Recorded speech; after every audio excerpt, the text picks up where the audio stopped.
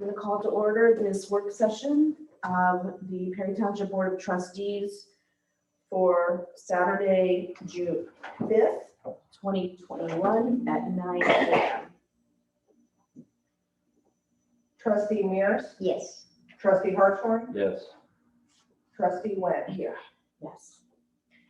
So the purpose of this meeting is to review, revisit, and potentially recreate our records retention schedule.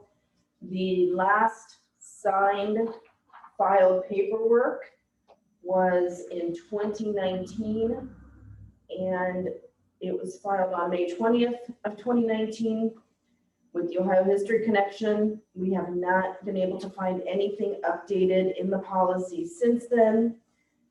A few things are outdated, a few things are not according to this schedule.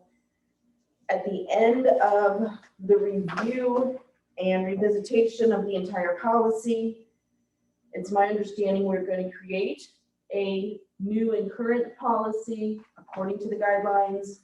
A resolution will be created and then voted on at a business meeting. So that being said, we all have copies of the records retention schedule RC2. And it lists all record retentions. A lot of these don't apply to us, but quite a few do, and we have not incorporated them. So I guess we'll just go through line by line and see how they apply. Well, and Charity has the recommended schedule up, which From the we'll state. compare to, Right. is that some of these may have been updated by law or regulation, so. Now, I'm under the impression currently, and correct me if I'm wrong, that our records are potentially a mess and need sorted according to these. Is that correct?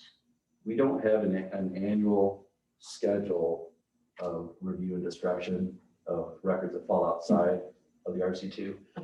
That was something we were trying to get to earlier this year, but we were unable to due to other things. Right. So part of this is once we establish what our retention plan is and get it filed with the state, is actually setting up a day or days to go in and review, where a trustee will be with Ms. Grill to review what's in there. Trustees will take turns over multiple days to do that. And assess what we have that falls outside of what we've identified as our retention policy. Okay. At that time, we'll schedule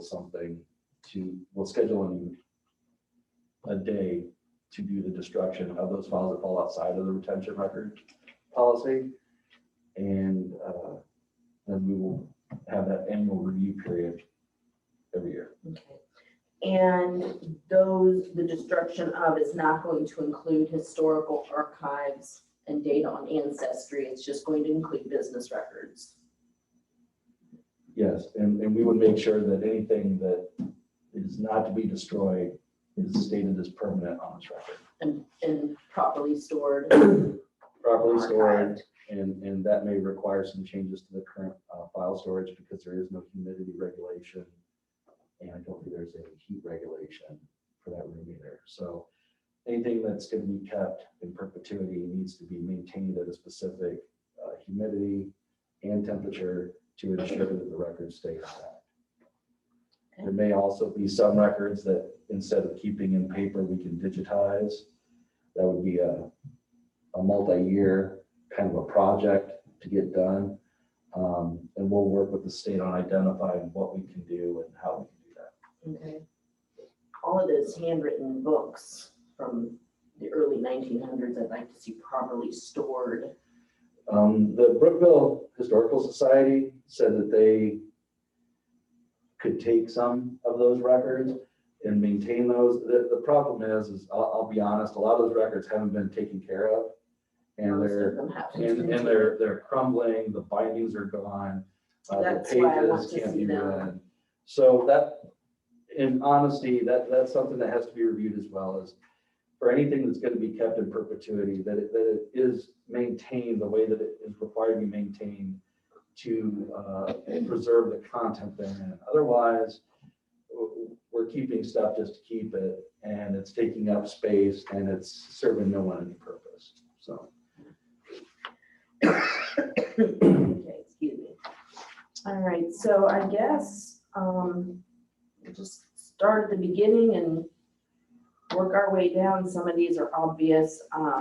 Schedule 19-1, Can I make a suggestion? please do. Since Charity has the recommendation up there on her laptop, if we have her kind of tell us have her lead on the line item, Go for it. and then tell us what the recommendation is and whether we're here or there from it. Absolutely. That's, Okay, so starting with the account records, the ORC 507.04, that what is on here is what's currently the recommendation 10 years after last entry, provided that it has been through an audit. So that one looks like it should remain as it is. The next one, the agendas, we have it currently retention period of 5 years. The recommended by the state of Ohio is 2 years. on that first one, it says 10 years provided audit. Does that mean after the audit, it doesn't need kept? It means it needs to be kept for 10 years, After provided that 10 years. at some point in time during that 10 years, there has been an audit that it's been reviewed through. So potentially that could be upwards of 15 years because audits run in multi-year cycles. So that's what I'm saying is that it. Well, Actually, I think it's the 10 years. As long as there's been an audit sometime during that 10-year Okay. period, then it's no longer required to be retained Okay. at And that if it's 10 not years. yet audited, we hold on to it. If Until it it's has audited. been audited, We can be done with it as long as it has been through an audit. Okay, and the agendas were 2 years? The agendas are 2 years. okay. The annual budget resolution, currently we have incorporate into minutes and keep copies for 5 years. That is still the recommended. Annual financial reports to the auditor of state. Currently retention period is 25 years. That is still the recommended. Amended official certificates of estimated resource. Currently, we have a retention period of 5 years. That is still what is recommended. Annual financial reports to the auditor of state. We have on here 5 years, but actually, according to the recommendations, it says annual financial reports according to ORC 507.07, incorporate it into the minutes, and annual financial reports to auditor of state should be retained for 25 years.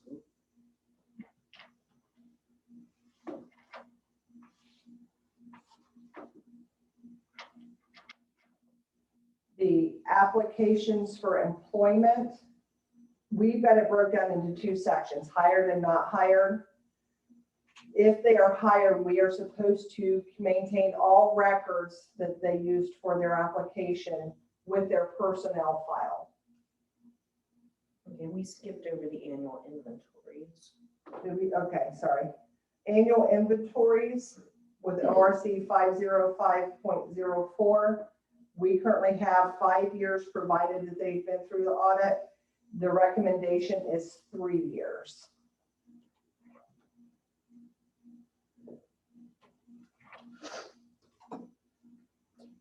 Say that again on my application.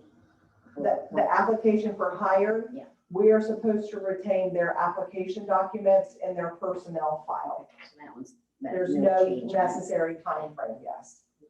And what was for not hired? For not hired, we currently have 2 years. That remains the recommendation. The appropriation ledgers, we currently have 5 fiscal years, provided that they've been through the audit. That is still the recommendation. Audit reports, federal, state, and internal. We currently have 10 fiscal years. According to the state of Ohio, their recommendation for audit reports is 5 fiscal years. Can we may need to check with federal as well on this, or? This Does doesn't, the state this doesn't go either way. It doesn't indicate which ones. It just says audit reports. Gotcha. And it says federal, state, and internal. Right, well, I think that's Okay. the type of organization you are. Right. Okay. That's what I wanted to make sure. Right. Bank deposit slips. Currently, our retention period is a 5 fiscal year. According to the state, their recommendation is 4 fiscal years, provided that it's been through an audit. So this says paper, but all of our deposits are tracked with the bank itself. Correct. So is that suitable, or?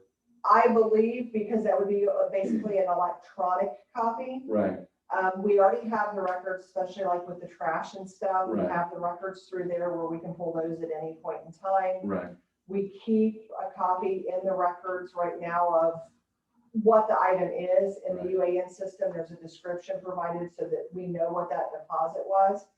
On here, there is no indication whether it has to be paper, whether it can be an electronic copy. Mhm.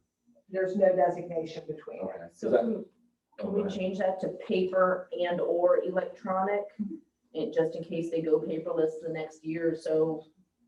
Well, which in all honesty, that's probably your better option, because trying to keep everything just in paper, should there be a fire, we lose all of our records. Yeah. No. So for the stuff that's electronic, I mean, I know the bank, I don't know how far back we can get stuff from the bank. I think it's a set amount of years Yeah. usually. like Charity five- just went through that, trying to get all of our bank records and. Well, it also depends too, because if there's been a change in the bank Right, where we use and stuff, that affects it. Another thing that I found too is with the banks, if it changes hands, right, that also limits, because apparently the bank doesn't retain necessarily a huge amount of records right. from the bank that they So acquired. So for this stuff, I would say that if we write out a deposit slip and then we scan it, keep a copy, that would be sufficient. Yes, Because I didn't want to get crossed up with Yeah. electronic being solely the bank, but right. Yeah, no, we can do the scan stuff too and keep that as an electronic copy. okay. And I know we've gone through almost the first page, but we didn't discuss the media of those types. A lot of the stuff is kept as paper right now. And we've been working to digitize a number of things as they happen. Right. So do we want to go through and just review the retention periods first and then go back and address the media types and?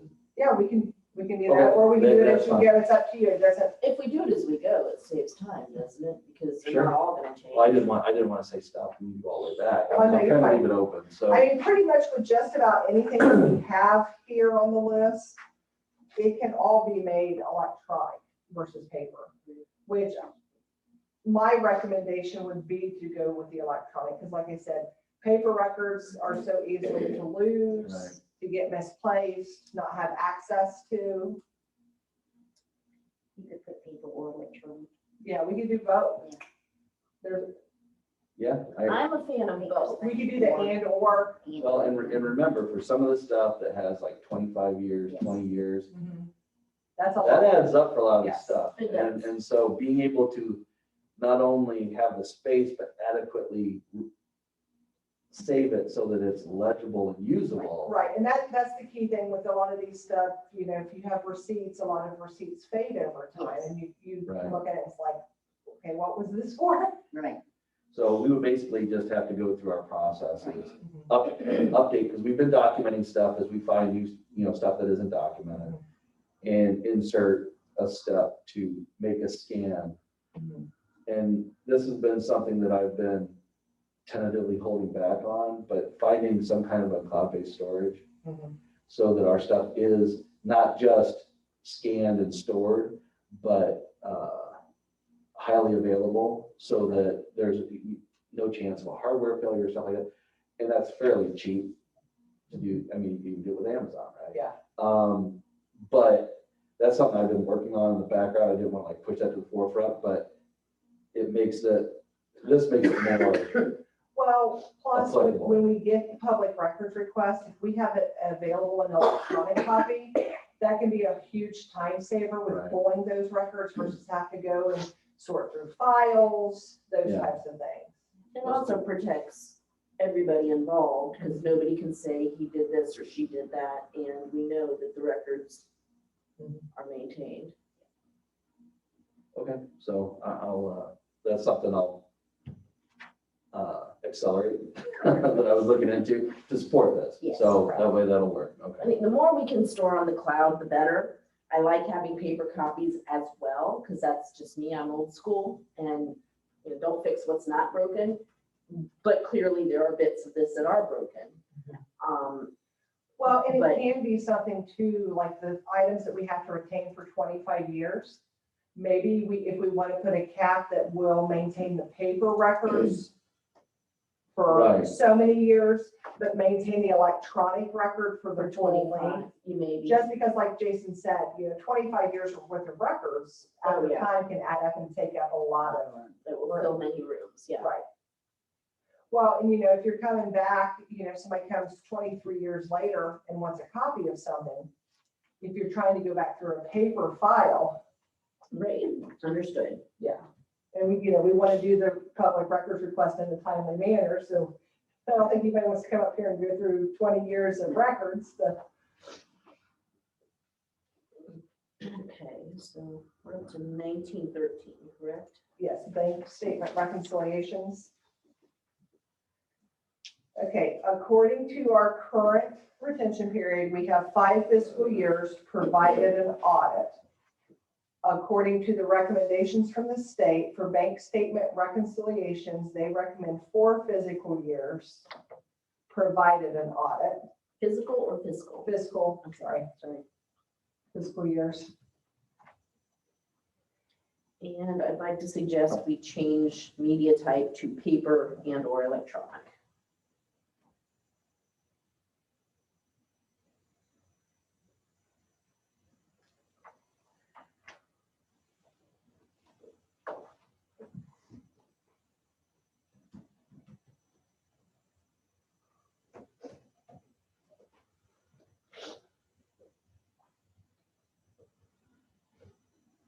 Okay, on the next one for the bids, currently we have bids successful and unsuccessful in one category. It's recommended that those actually, on here, they recommend having them split out. We can leave them together if you want. They both have 3 fiscal year provided an audit for both of them. I believe they probably have it divided out because in case something changes, then they don't have to go back through and restructure the guideline. Right. So it's up to you guys if we want to split that now or wait until if that time ever comes. I see no reason to split it because they're all gonna, I Right. mean, once the bid is accepted, we're moving forward with the winning bid anyway. Do we want to continue to maintain that paper? Do we want to go paper and electronic or electronic? If the bids are coming to us paper and it's only 3 years, I say paper. It takes office time and so forth to scan them all in. Just stick them in a file somewhere. Okay.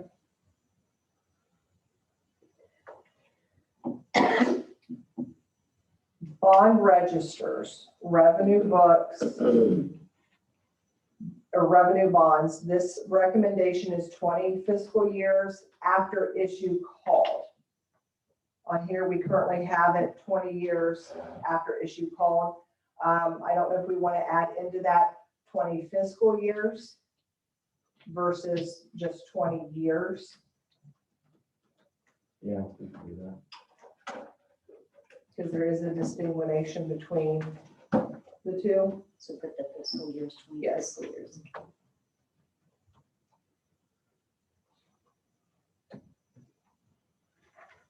Bond officials. Currently, we have 10 years after termination of office, appraised for historical value.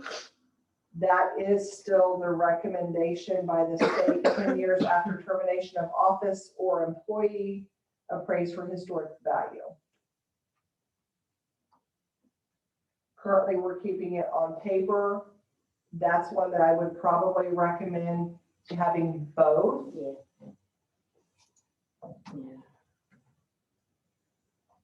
Just because with the time period and stuff, we want to make sure that it's still legible after. Right. So, all right. Next one we go to is budgetary reports. There is another line in here that's recommended as far as bond revenue, redeemed coupons. This one is showing for those 2 years after redemption provided audit. Do we know, I don't think we currently have, but is that something that we could have in the future? I don't see anything about coupon. What are you looking at? No, it's not on ours. okay. It's all for the But state of the Ohio state has it. suggested. Yes, okay. I mean, And that's included in 1917 in the budgetary reports? Or is that a new line item that we would need to add? that would be a new line item that we would need to add. And it's one of those things that we can add it now or we could add it later should it be deemed necessary. Yeah, we should look into that and see the applicability, and Okay. we can always add it if we need to add it. Okay, so I will check in on the bonds revenue.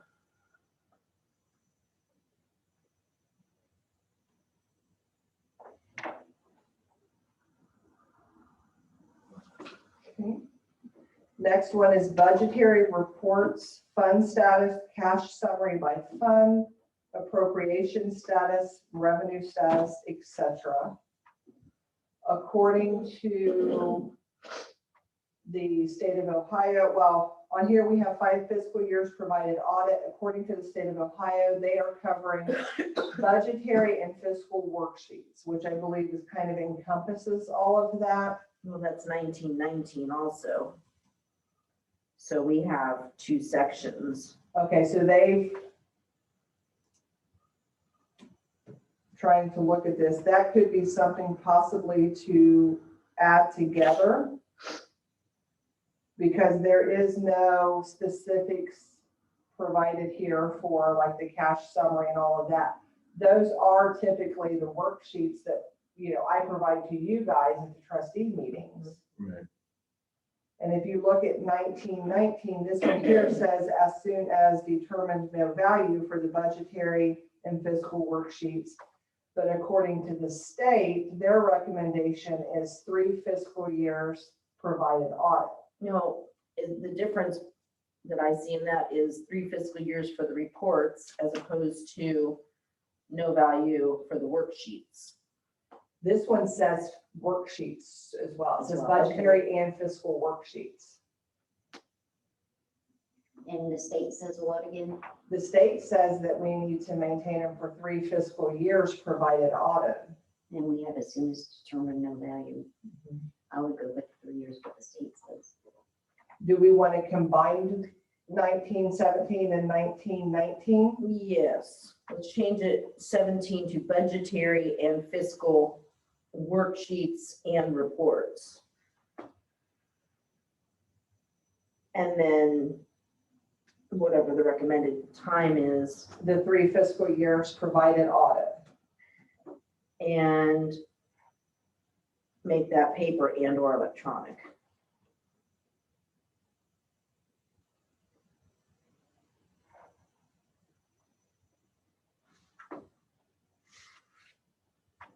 It's only 3 years. 3 fiscal years.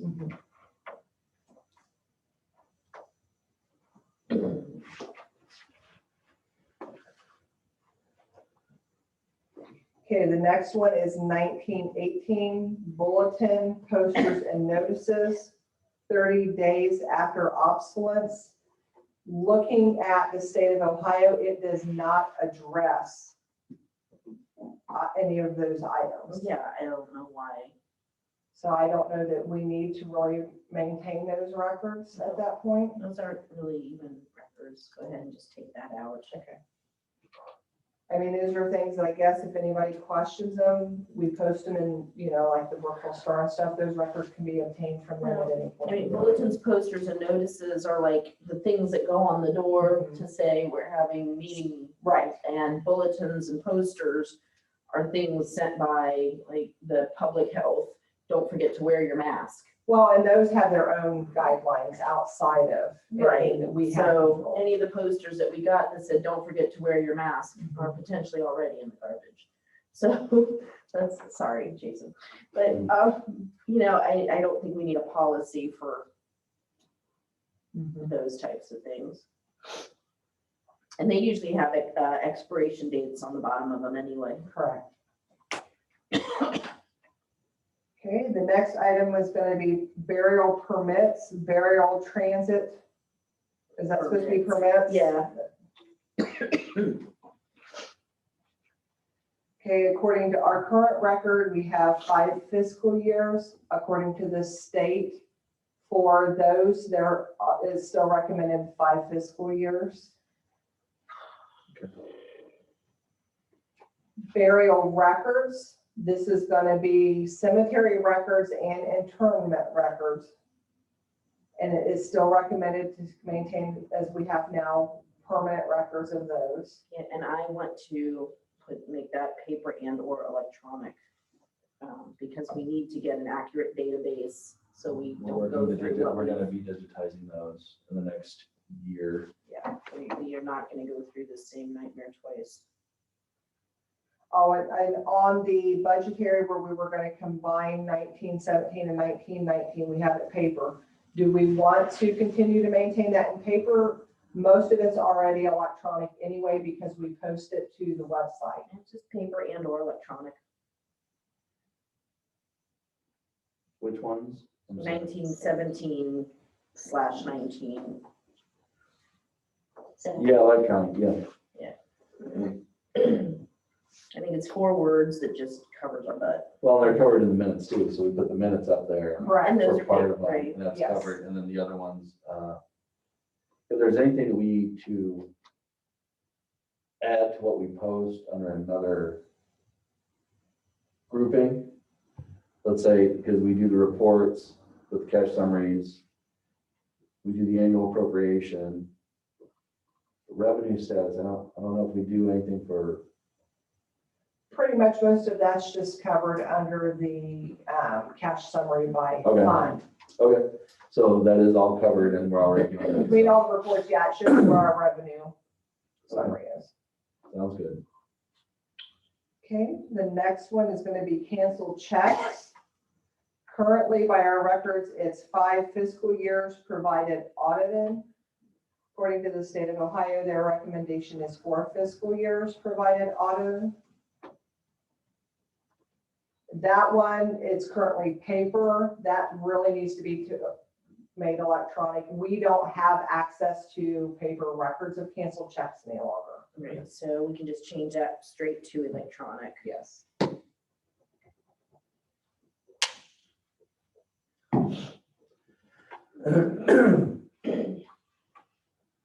Cash receipts, cash receipts and expense journals. Currently, we have 5 fiscal years provided audited.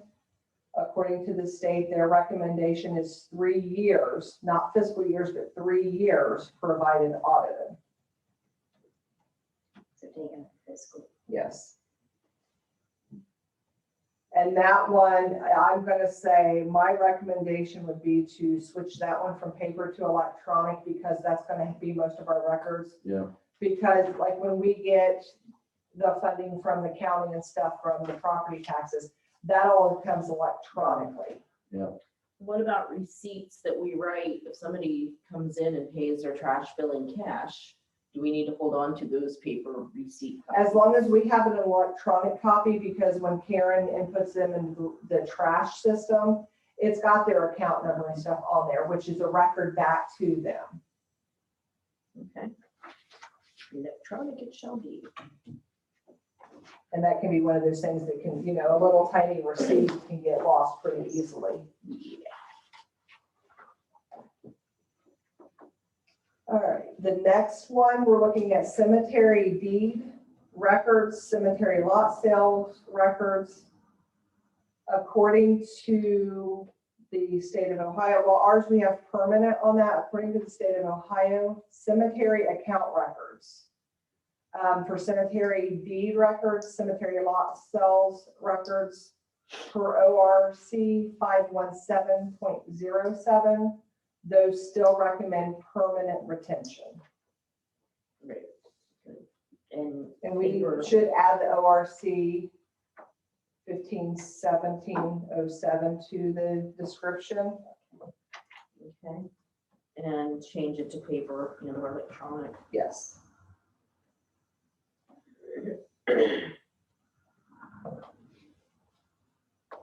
Now, there is another one on here, and I don't know that we've ever had this issue. Cemetery account records, investment of cemetery funds. Have we ever had where, I know sometimes people will make donations to help make sure that properties are maintained. Some people have done it like through estates and stuff like that. Have we ever had anything along those lines? No, but if we were to look into acquiring land Yes, to expand a cemetery or create a new cemetery, Correct. we would need to have that. So I would include that. There's been, That will need to be a separate line item because that one Right. has a 10 years after the last entry provided audit.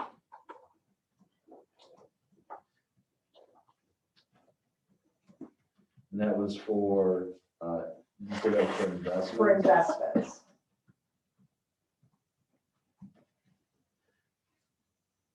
Okay. I know, like down there, Piermont, the headstone, it says paid for by the residents, so that would be something, but I don't know when the headstone was put up. So somewhere in here, we would need to add cemetery investments. Yes. Charity's got it off there, right? Yeah, and I'm gonna save it. I'll print you guys all copies of the state as well to put with this.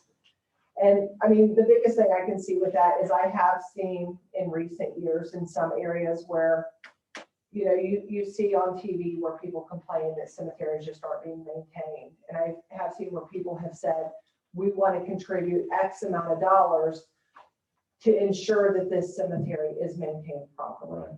And in doing something like that, those funds need to be maintained separate. And of course, if you've got something that, if it's a significant amount, you want to put that into something where maybe you can get a little bit more money from it to help continue those efforts. The next one addresses cemetery plaques. Currently, our record retention period is permanent.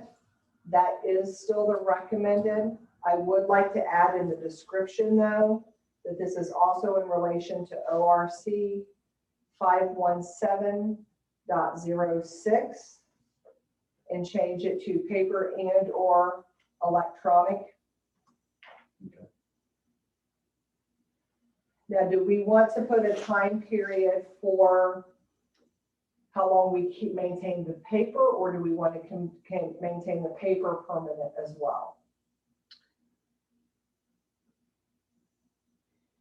And actually, that probably should be addressed with both 1924 and 1925 with regards to the cemeteries.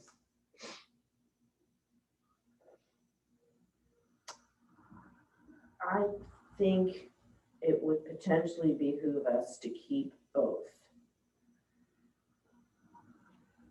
Only because if somebody wants to come up and see the mapping or see the layout in Plaques, having that,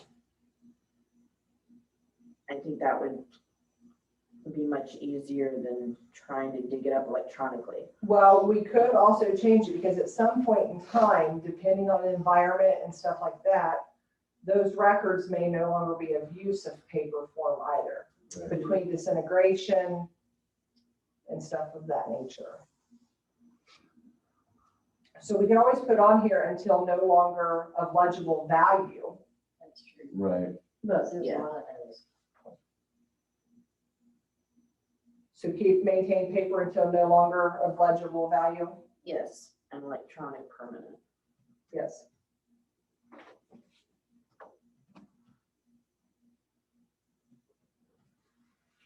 That makes way more sense. Okay, the next one we're looking at is certificate of total amount from sources available from expenditures and balances. Currently, we have a retention period of 5 years. According to the state, they have a recommendation of 3 years, provided audited.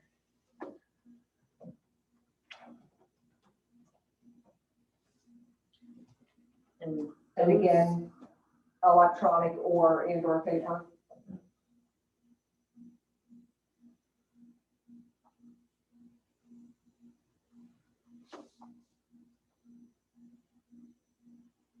Okay, the next one to address is certification of publishing legal notices. We currently have 5 years provided audit. According to the state, they have certificate of publishing legal notices as 2 years. No mention of provided audit. So just 2 years, no audit.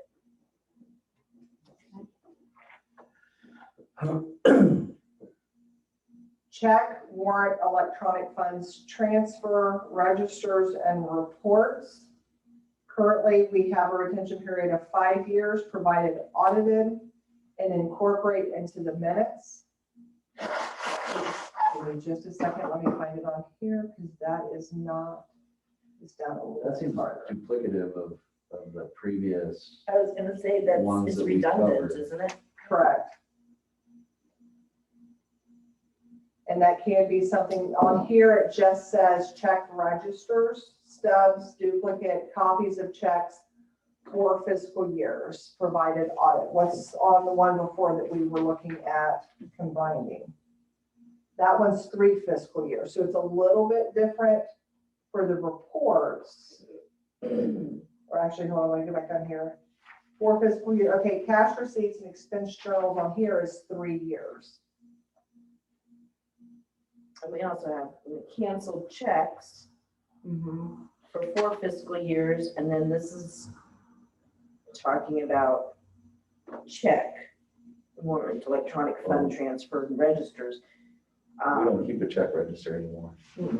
That's all through. Everything's the electronic now. Right, exactly. So this one, the reports would be covered under the other report that previously stated. Cash Correct. receipt, expense journal. So honestly, that one really could be. This, we don't even need This is this. redundant. It's redundant. Redundant, yes. So 1928. Yeah.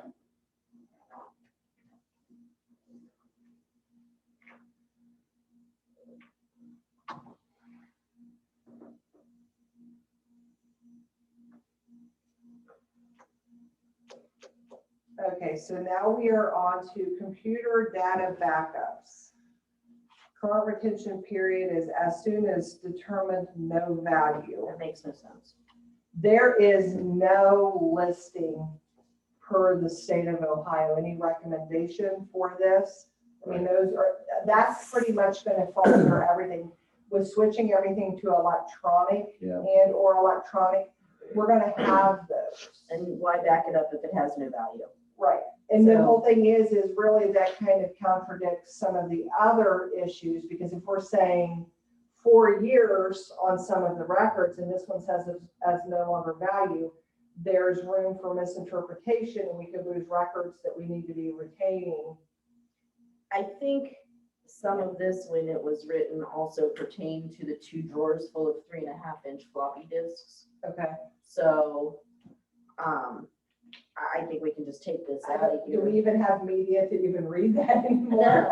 We don't, and there's 2 drawers full of So, floppies. but the one thing I would say is you back up the Yuan system, Yes. and then there's a markable change, right? And those are kept in case we ever have to go back. The UAN system is backed up on a daily basis. Right. So for we're starting to use PCs here in the township. Yeah. We set one up out in the office area. Karen's got one, you've got one. Having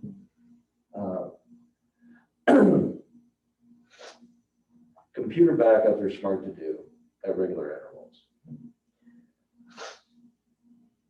It gives you a safety net if anything happens, right? So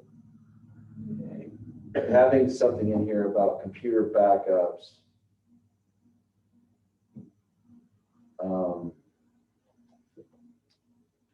want to think Are you about. talking backup like the stuff that's being installed on the computer? Record Software backups. or- Like the stuff under the user directory tree, right? Okay. So I think, The proprietary stuff. right, so the stuff that Karen creates, it's either on her desktop in her documents or in her pictures, right? And that's under her user. Same thing with your laptop, the stuff outside of U1 that you work on. Right. That's backed up at regular intervals. So this one, to me, it makes sense to do if we were to set up weekly backups for, let's say, Now, aren't we all gonna be on OneDrive? well, that's another thing that I've got to work through the logic first before I Okay. figure out the how. Because if we were to do stuff out to OneDrive, then that takes all your user stuff and puts it out there. Anything application-wise can always be reinstalled. That's not a loss. Right. OneDrive does cost money. There is a government price for that. Right now, there's a OneDrive that's being used that is one that I put out there just to kind of store things for like the videos and audios of the meetings. I put out there for minutes generation or stuff like that. I also put how-tos out there, like videos on how to do stuff in case something happens to me, people can follow it. That's something else I was looking at. Kind of like the cloud storage, right? Because doing like Office 365 comes with the ability to use a OneDrive, which is a cloud-based storage place. I started looking into that, but I keep getting sucked into a circle with the Microsoft sales people. So I think for right now,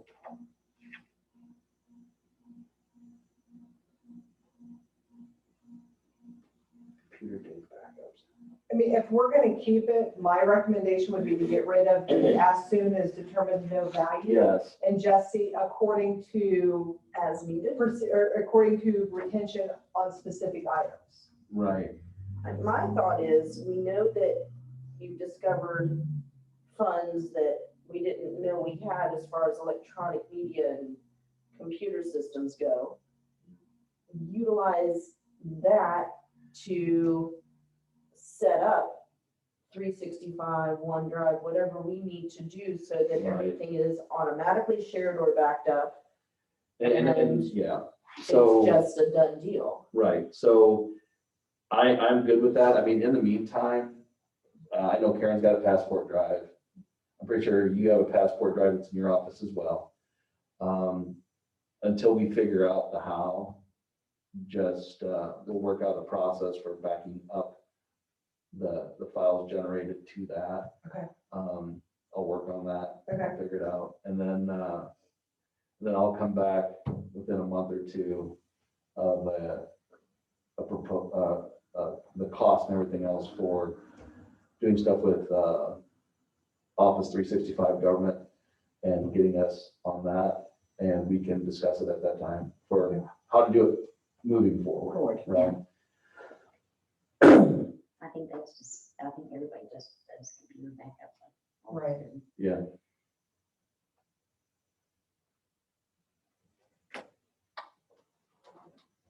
So are we gonna take 1929 out, or what are we doing with it? I would say computer data backups. Per specific item Yeah, retention, instead of as soon as determined. Right, because if no one reviews it, then it's never determined not to be of value, right? Right. So, and we will update this too, once we actually have Yeah. something like Office 365 in place. Right. But for now, I would just say,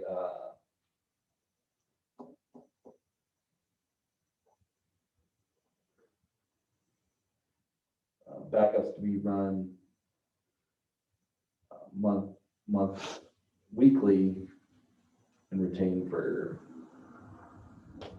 6 months, right? That just kind of covers it so that, because if something's lost, you have the backup, go back and find it, if a hard drive fails or something like that, which is what we're trying to cover here. Trying to make sure that if there's a catastrophic failure, that we have the ability to use it. The only thing that I would say is that we have fire cabinets, right? And aren't there some of the cabinets in your office? Yes, some of the ones in my office, and that's what I'm going to switch everything back over into those. Right. We also, with those are lockable cabinets. Right, So we need to look at the possibility. I haven't come across any keys to those, but those Right. can be, the locks can be changed out. right, So they are lockable, right, which would add a level of security for personnel staff. right. And doesn't Karen have a fire I think fire so. cabinet in her office? So we'll just say that those drives need to be kept in the fire cabinets when not in use. Okay. That way we kind of cover from, if everything goes up in a tinderbox, then we can still hopefully use those drives. Right. So, okay. All right, so the next item that actually I think needs to be addressed that we don't currently have on here, and this is just my recommendation, is civil defense records. Now, I don't know, is that gonna fall under, like, if the township becomes involved in a legal matter?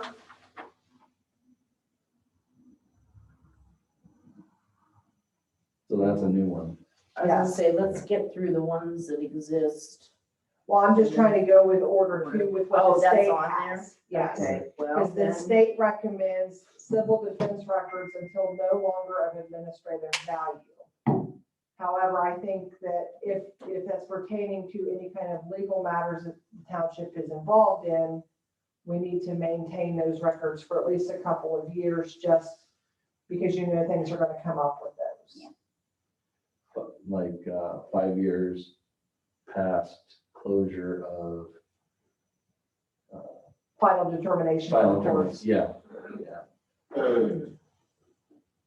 So you're gonna end that. Yes.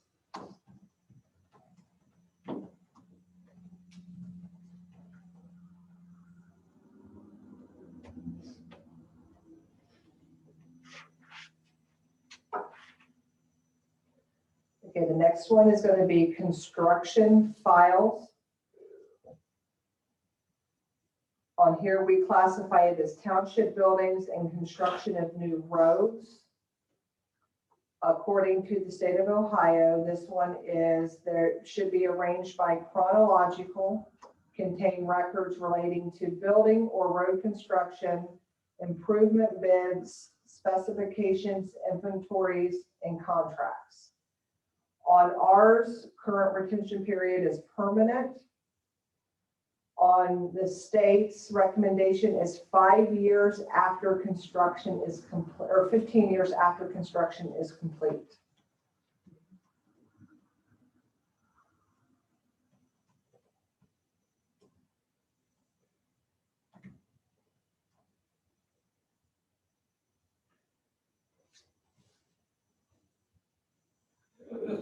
And it looks like that one had already been transferred to electronic and paper. Do we want to do and or paper or leave the and paper in there? or, And or?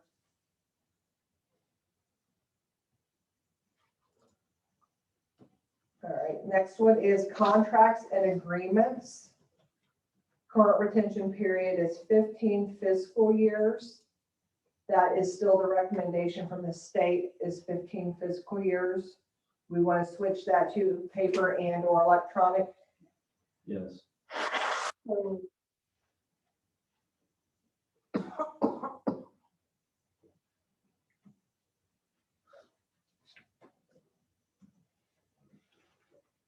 Next one we have is correspondence and emails.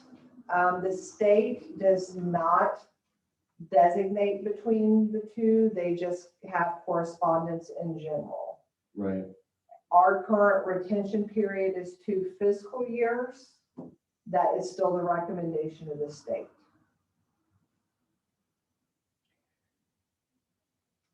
So that was something that we were looking at. Was that the one that you were talking about from the chief? I think it falls under 1934. Because on theirs, they have correspondence, general, unsolicited mail, email, and similar communications retained until no longer considered value to person holding record. For their mail and email. Okay. So the state is saying 2 years on correspondence. And the one that chief had, it sounded like that was like spam or stuff that comes from, we get stuff from I do at least because I signed up for a bunch of dumb stuff. The convention center downtown, stuff from Otarma, those kinds of things. So it separates them out. Yeah. So do they actually have one for correspondence and then one for the unintentional mail that they get? No, Okay. just no. Okay. Because their mail, because of investigations and whatnot, Unsolicited mail. unsolicited, Yeah. yeah. So that would be a separation that we could add where correspondence is, like the state said, for 2 fiscal years, but unsolicited email would be another category. And we would just have to make sure that we set that up. We could add the unsolicited, Right, or, well, the email, we could add it and specify solicited. right. Solicited emails and correspondence. Correct, and we could add down to 1934, the unsolicited there. Right.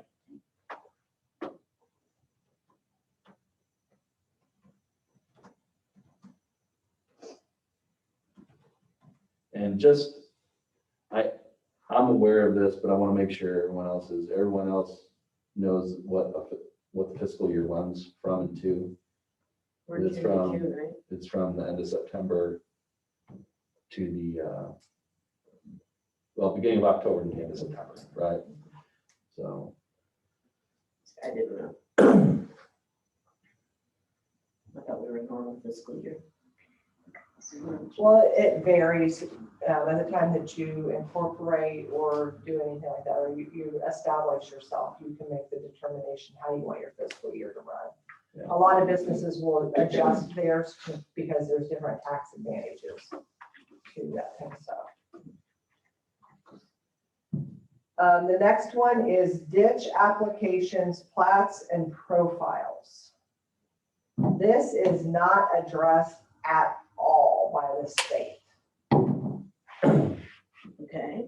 I would think that a lot of this is going to fall under, or if we wanted to add to the construction files, because that's kind of the ditch applications and stuff wouldn't that be the maintenance of the ditches? And like if we go in and do tile or something like that into there. Yeah, that's all, But that's that's- redundant because the other ones that we already did, Right. So yeah, just to add the wording to the previous one Okay. that we had mentioned. And then going back up, sorry, I missed one thing on the correspondence and emails, the solicited. We need to change that to electronic and not electronic and, because I don't think we want to start having to print off to keep a paper copy of every email. I would say electronic. Just go electronic completely. Yeah, because emails, that's how they come, that's how they're stored. What about other Well, correspondence? But if though? somebody does a record request, we're not gonna just forward the email to them, are we? We're gonna, Well, so, but the record's not maintained that way. How we give a copy versus how we store it, 2 different things. oh, right. Because honestly, if I have that PC set up there, which this is what I'm looking to do, where your account's there, and it does the archiving up there, they can come in and review the email. They can go through that. The only thing is, anything regarding legal activities has to be kept separately because that's not releasable under information request. Right. But we do have to retain it for the 2 fiscal years. So that, this is only about how we store it. And I think that's probably a distinction that we need to make, is that this isn't necessarily how we would provide it for request. So the email is kept that way, so I would make it only electronic. So then any paper correspondence, we would need to make sure gets scanned and maintained. Yeah, I'll be honest, the only paper correspondence I've ever seen is from our lawyers. Yeah. And that's not releasable, Well, so, our handwritten letters to us or. Well, things that I we have dropped off, received- Does that? so I would probably make a separate category for, Separated. I hate splitting hairs, but digital correspondence versus physical correspondence. Okay, Create an additional one for that. Because you don't want to not include it, but even if we're not using it, because as soon as we say we're not using it, someone's going to send us a letter. Yeah. correct. So I'm fine with that. So digital will maintain as an electric record. Any kind of paper will do both, Yes. correct? Yeah. Okay. And then we're gonna move the ditches applications. The next one is the drafts, informal notes, working papers, and telephone messages, We're adding unsolicited emails. and unsolicited emails, yes. And then, text messages, voicemail, mobile data. Voicemails, I don't know, how would we maintain that record? I don't know. There isn't really, There, that's right,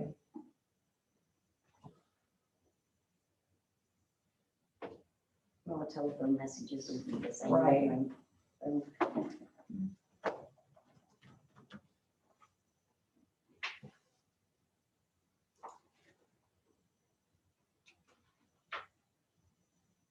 I mean, as far as, because on here, we currently have it as soon as determined no value. Right, so that's what, in the police one, text messages, voicemail, mobile data, terminal messages, memorandum, phone messages, phone logs, notes, or similar communication retain until no longer of administrative value.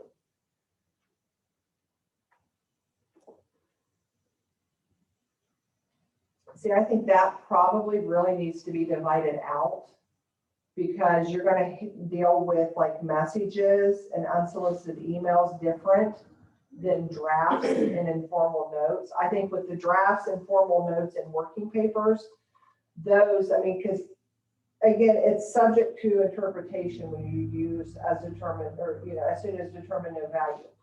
Once those documents become part of the actual record, because those are gonna be, informal notes are gonna be notes that I take here in the meetings that become part of the report for the next meeting or so on. Once those become part of a formal record, there is no value to them. Right. Well, and Well, we maybe- do drafts sometimes of the minutes. Right, that's what I'm saying. What I do up and then what you guys review, once it becomes an official record, the official record trumps anything that could have been. It's only a draft until it's signed. Right. So, at least for the minutes, I'm not speaking generally. No, but they would fall into that category. I would Right. put your unsolicited up here with the 1932. Because it says correspondence and email, and I would just put solicited and unsolicited up in 1932. Just for 2 years. Yeah, Keep the unsolicited for 2 years as well. no, Well, that's why we had separated the two out. okay. But you said then that would cause. Well, I'm just saying to split Just- okay, 1934 between telephone messages, unsolicited emails, those types of things Okay. really need to be kept separate from the drafts, informal notes, and working papers, because once the drafts, informal notes, and working papers become part of the official record, then there's no value to those anymore. And I want to be clear, because like a telephone message, that only has value until you return the phone call. Right. So I want to make sure that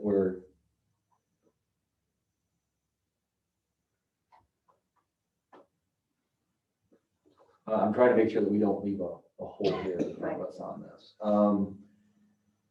Because telephone messages, to me, that's like office telephone messages, right? Mhm. That's not something, But like messages for Karen, so-and-so called about a zoning question. right, stuff that's based in the office. I mean, if trying to, phone companies keep changing stuff with how you can, what you can save and how you can export it and how it can even be listened to outside of things. It's highly complicated from a technical perspective. I want to make sure that we're not eliminating something, but we're also not making something that's highly impossible for us to do on a regular basis. Right.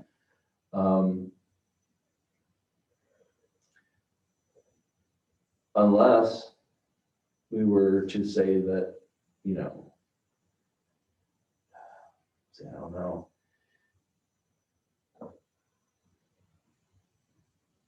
If phone calls had to come through the administrative building Mhm. for us.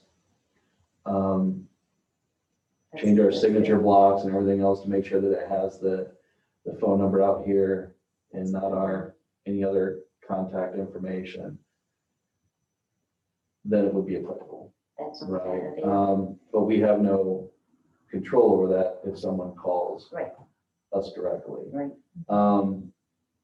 But once they called us directly and the message was returned, then it's certificates anyhow. So I'm trying to make sure that there's not a problem with the grouping that's in here, Right. because this is based off of, to me, off of the time when everything came into one place, and that's no longer the case. Right. So how do we kind of shape that to make sure that it's covered?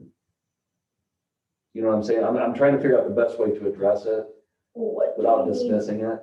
It you know? says, as soon as determined of no value, what would give it value that we would need to hold on to any of that?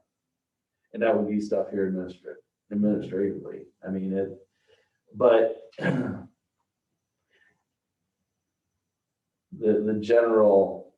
vague generalness of the text right here on this page is where I'm trying to figure out what that includes and what that doesn't include, because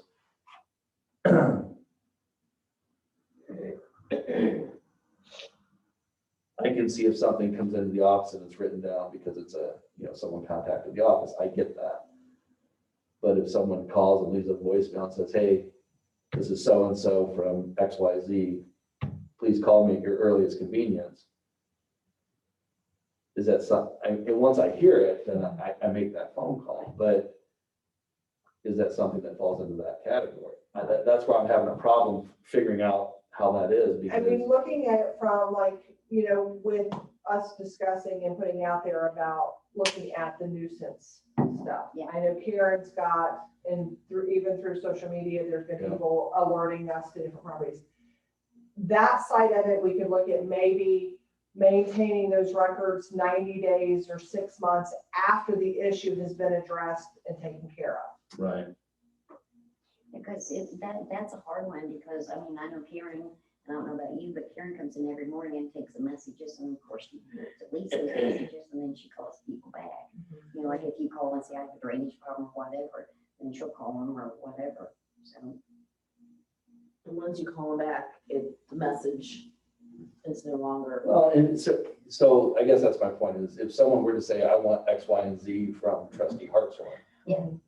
Well, it no longer has value because I've already returned that. So I know as we talk about stuff, people are gonna start figuring stuff out of what they want to do to get information from the township. So I just want to make sure that it's understood that. Right. I guess now that we've kind of talked through it a bit, I'm comfortable with that as soon as it is determined not have value, because that statement is subjective. Right. So it's not something that they can say, but it does have value, because it doesn't, because it was received, it was ingested, and it was acted upon, it no longer. So I'm good. Some of these, Are we gonna, they seem are we overly gonna vague split by that, nature. those apart though? To separate the messages, unsolicited stuff from the drafts, informal notes and working papers? Or are we gonna keep them together? Well, they look like they're already separated. So did we mention combining Well, them? I had talked about splitting the drafts, informal notes and working papers and keeping them until they become a part of the official record. Right. So, But do they need to become part of the official record? Well, And that's why if they don't, then we discard them. If they do, then yeah, we might need to decide which ones of those do need to be part of an official record, or which ones don't. 'Cause I don't think So we can- telephone we can- messages- well, that's what I'm saying. Do we need to separate the telephone messages and the unsolicited stuff from the other, the working drafts and informal notes?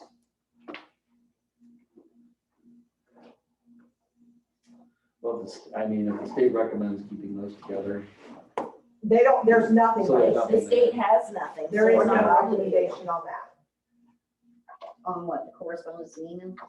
On the drafts, No, informal 34. notes, working No, there's papers, nothing there. there's nothing. so, okay, now I'm catching back up. I guess my brain was going 10 different ways.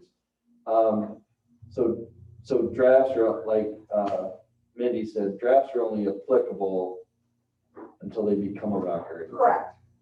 But that doesn't apply to all drafts, right? So I guess that's probably where we have to narrow it, is if we were talking about, when we're talking about the things where that's applicable, like in the meeting minutes, put meeting minutes and drafts, and then have the meeting records are kept for X amount of time. and The draft is only until superseded by Right. the official record. Having something in here that just says all drafts, Right. that's wasteful, Yeah. and that's not informal notes. I've never seen an informal note. And the fact that the state didn't recommend this tells me it's somewhere. Are we keeping informal notes? Who's reviewing those? We know stuff isn't being shredded. Right. So this one, thinking that way, as long as we incorporate the drafts and working papers into Well, into the sections where they apply, add the wording.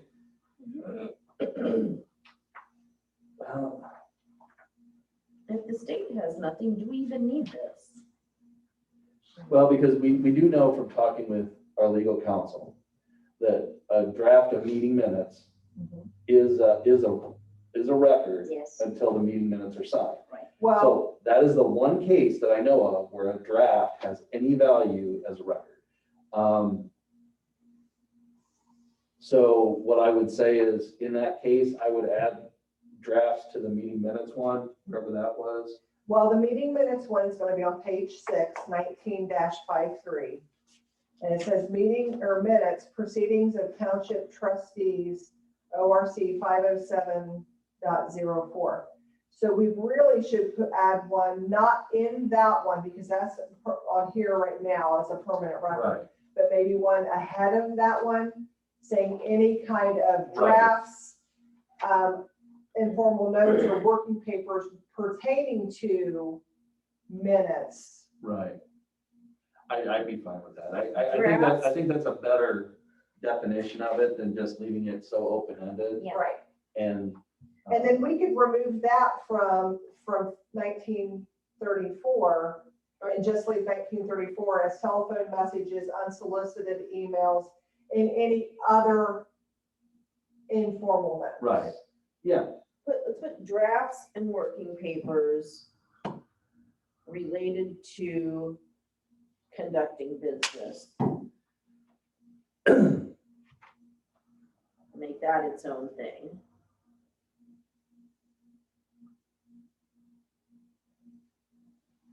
Close to that minutes one.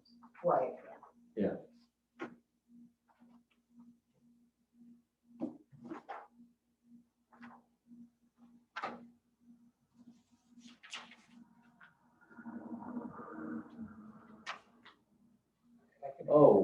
you know what? Huh. The one at the bottom of the page is 1934. Look at the top of the next page. There's two 1934s. The numbers will be all restructured. No, I know, but I'm saying Yeah. in this document that was There's two approved, scheduled there's two 1934. 1934s here, so. I discovered there's a lot of typos in Yeah. this. I mean, it's. All right. Okay, so we're good, moving on to the next one. Okay, the next one we come to addresses easements. The next 1934. There is no recommendation from the state pertaining to easements. We currently have it listed for a retention period of permanent and paper.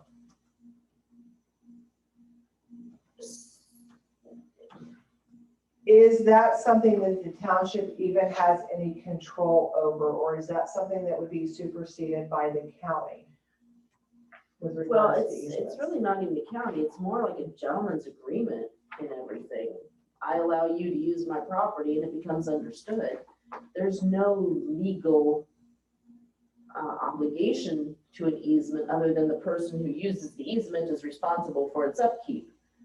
But an easement is just yeah, you go ahead and use my land. Well, but I think some of it too comes into play more so under zoning. Right, well, it's completely under Well, zoning. but that's what I'm saying, because like, I think we had one recently where somebody was wanting to put a new driveway in, but there was not enough road frontage to fall within the guidelines. Mhm. So that's not really gonna be something that we have any control over. Right.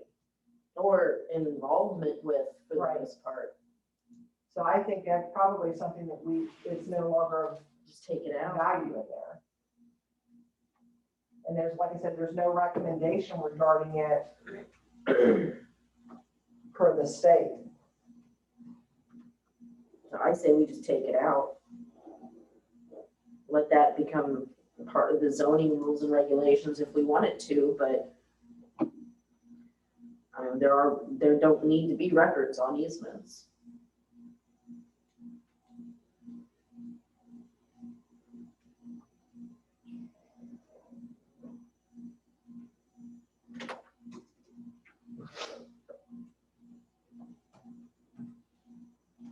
The next one is emergency fund minutes. Our current retention period is permanent. That is still the recommendation of the state. Our media type is paper. I recommend that we would do paper and or electronic on it as well. Yeah.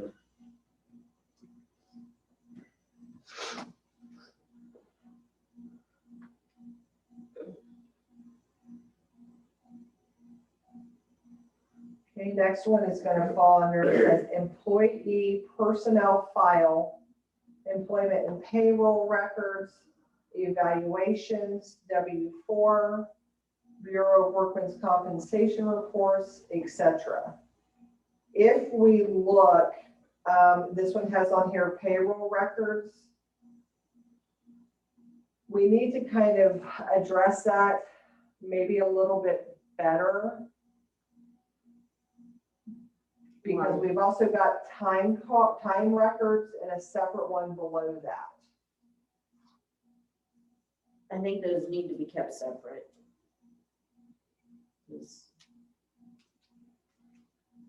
there is always potential that time records don't match the payroll records. Well, if we look at that, we're keeping one for 60 years.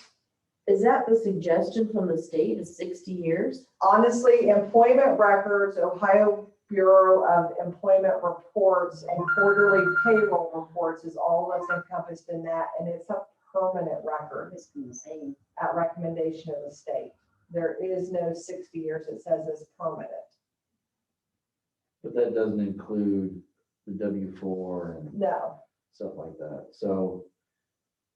Looks like this one needs to be cleaned up a little bit, so that it's more in line with state recommendation. I'd say permanent. I would say if we are going to, we need to probably look at moving the W-4 down.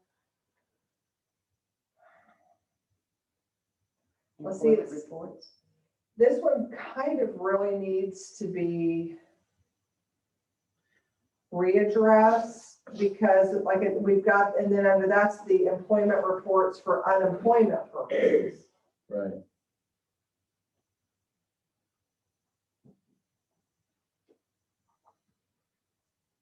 And there's nothing in here with regards to unemployment purposes. So this employment records for unemployment purposes, there's nothing in there for that. Unless they're grouping it in under employment reports. So let me ask something really quick. The payroll records, W-4 information, et cetera, is tracked and recorded in UON, right? So that, for all intents and purposes, is kept in perpetuity in electronic form. If we were to pull that out, because that's then becomes superfluous because it's covered under how we're doing the audit and the financial records, that leaves the personnel file, evaluations, workers' compensation. Basically, this is about the stuff that would be in an employee's personnel file. Yeah. Right. And keeping that permanently, I don't think there's a problem with that. Once we take the financial piece out. The financial piece is already covered in how we do that. This is another layover, I think, of, actually writing checks, right? Well, in the W-4s, with the W-4, once you change your W-4, the old one is of no longer any value. Right. So I don't know that we need to maintain the current Yeah, W-4. so change that verbiage to current. I would actually just split that out in a new one for tax records. Is there anything regarding tax records? I see there's a state tax record that might need its own, just because once it's been superseded, we would keep the last one if someone moved on, but it would be replaced by. Well, I think we could actually divide it out by payroll records. Right. Because when you're looking at employment reports, these are going to be, like it says, Ohio Bureau of Employment Reports, quarterly payroll. These are going to be things that we submit payroll for, Right. like tax withholding and that kind of thing. Right. So those are going to be records that are in a personnel file. Well, and Right. also if we reflect back on 19.9 and 19.8, where it says applications for employment hired, that says retain with personnel record. That was actually 19.8. So 19.8 is actually part of 1936 because it's the personnel file. That's one more thing we can. Well, but it kind of separates it out because there's different determination whether we hire them or we don't. Well, I'm hire just them. talking about the if hired. Right. It says retain with personnel record, and then we're looking at personnel record that you've got permanent, we've got 60 years. I think some parts of the personnel record, like the application when hired and the payroll, are two separate ballgames. Let's say maybe make payroll and employee time records. I guess we could combine those. Well, but that's what we were saying, is that the payroll is actually kept within the UAE. financial system, right? Right. So that, it doesn't need to be stated. None. The W-4, we do need to have a copy of the most recent. Well, I think W4. payroll records. Well, means I think if When we, in payroll records, they mean like when this person got a raise and things like that. I don't think it necessarily But means that's a new one too. that. yeah, well, it will be. Yes. All Well, right, it it's will be. built to Yeah. do that. Yes, because it also says evaluations, and most raises are based on yearly performance evaluations. So I would say with 1937, we need to maybe retitle that payroll records to encompass payroll time records, current W-4, evaluations. The problem is the W-4 skews it, right? I mean, because they're not going to redo their W-4 every couple of years. So if you include it in 37, unless you change it from 3 fiscal years to. See, the W-4 is what makes it The tricky. The W4 W-4 needs has to to be be kept longer than Right. three Yeah. fiscal years. Yeah. But we really need to separate the Bureau of Workers' Compensation report and payroll records, because those are not going to be maintained with their personnel file. Those are a completely separate file, because those reports are going to encompass every employee on those reports. Right. And that's generated through the UON system. Correct. For both of those. So I would remove those two because those are covered by. our Separate own- them out. Yeah.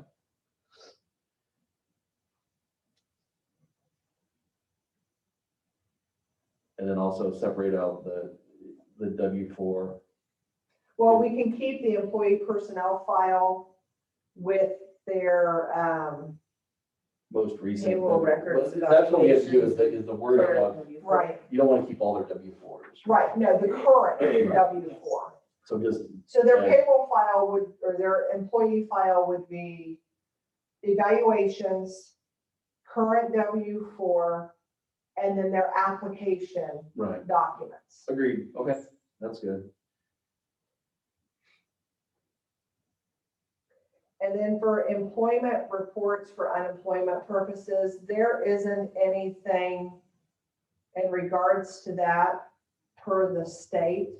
Mhm. I don't know that they're necessarily ones that we would need to keep a permanent record of, Right, but I would say that it would be one, and maybe this is one we need to follow back up on. Because unemployment, we're keeping it just for unemployment purposes, unemployment can only go back, I believe it's 18 months, their last Right. 18 months of employment. So say 2 years. Possibly 2 years. okay, that sounds I good. mean, because if they're looking at something, if they're kind of classifying, like if an employee is terminated, that would be part of their actually employee file. That wouldn't be part of the unemployment report. And did we mention 1956 as being somewhat duplicative? 1956, Yeah.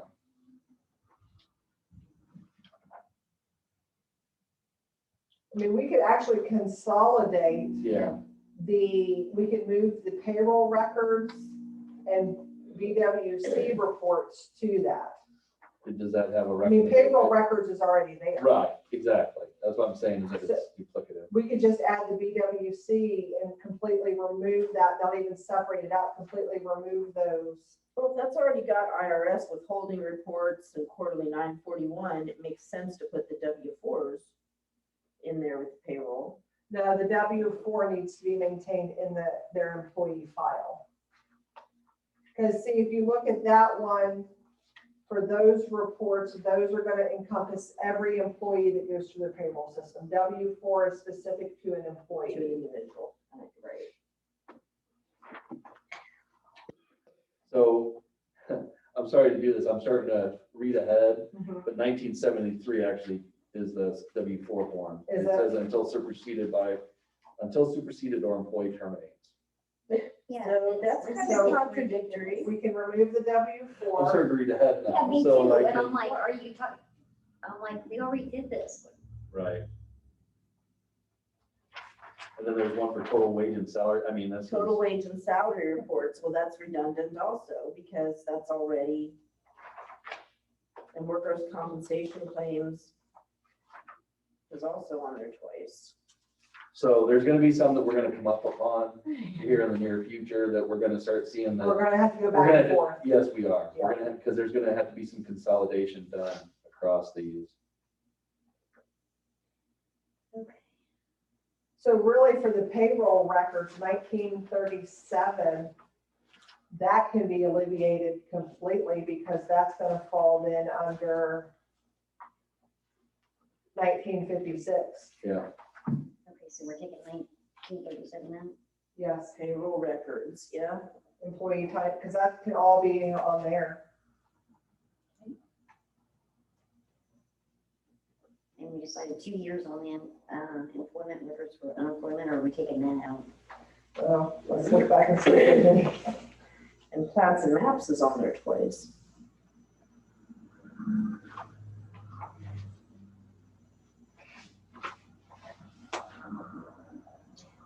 workman compensation claims, 1975. That's for claims. I think the other one is if they're actually, we have to pay workman's comp, Right, whether there's any claims or not. So I think that's what the other one was encompassing. But then we get to 1976, which is workman's I compensation. know, I just, well, there's something. So when the workman, 1976 fall under 1975? I mean, under. No, those would be separate Okay. because one is claims. So Yeah, those are one is going to be, payments. claims will be employee specific, Okay, whereas payments is just what we have to pay Yeah. because we're an employer. okay, so it's not what we have to pay out, it's, Right. But then that's going to supersede 1956. We will not, you need to add the BWC because that's addressed elsewhere. And the BWC can be taken out of 1936. Well, and we also need to check what the retention period suggestions are. Right. This one's easy because they're both 60 years on here, and the states that require, what do they suggest, permanent? permanent. So, Can we just keep going and then if it doesn't have, we can come Yep. back to it, because I'm getting confused. Thanks, Jason. I'm sorry. All right, so the next one we're at then would be the 19-39, because we're going to do further research for the unemployment reports. 1939 is equipment missing, damaged, destroyed reports. This one, we currently have a retention period of 5 years. The state recommends 2 years.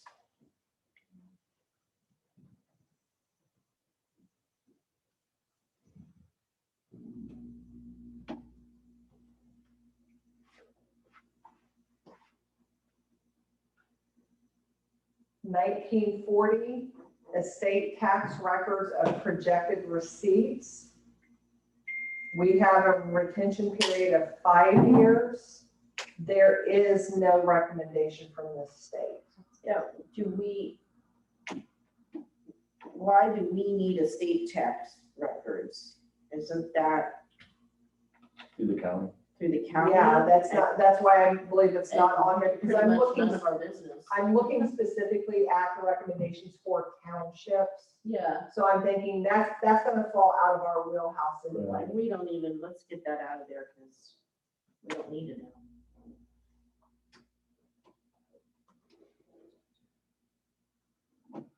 The next one I believe is also no longer going to be applicable, and that is extra carbon or duplicated copies. Yeah. I think that one can be completely removed. We're gonna have everything available that we needs to be by electronic image. Carbon copies.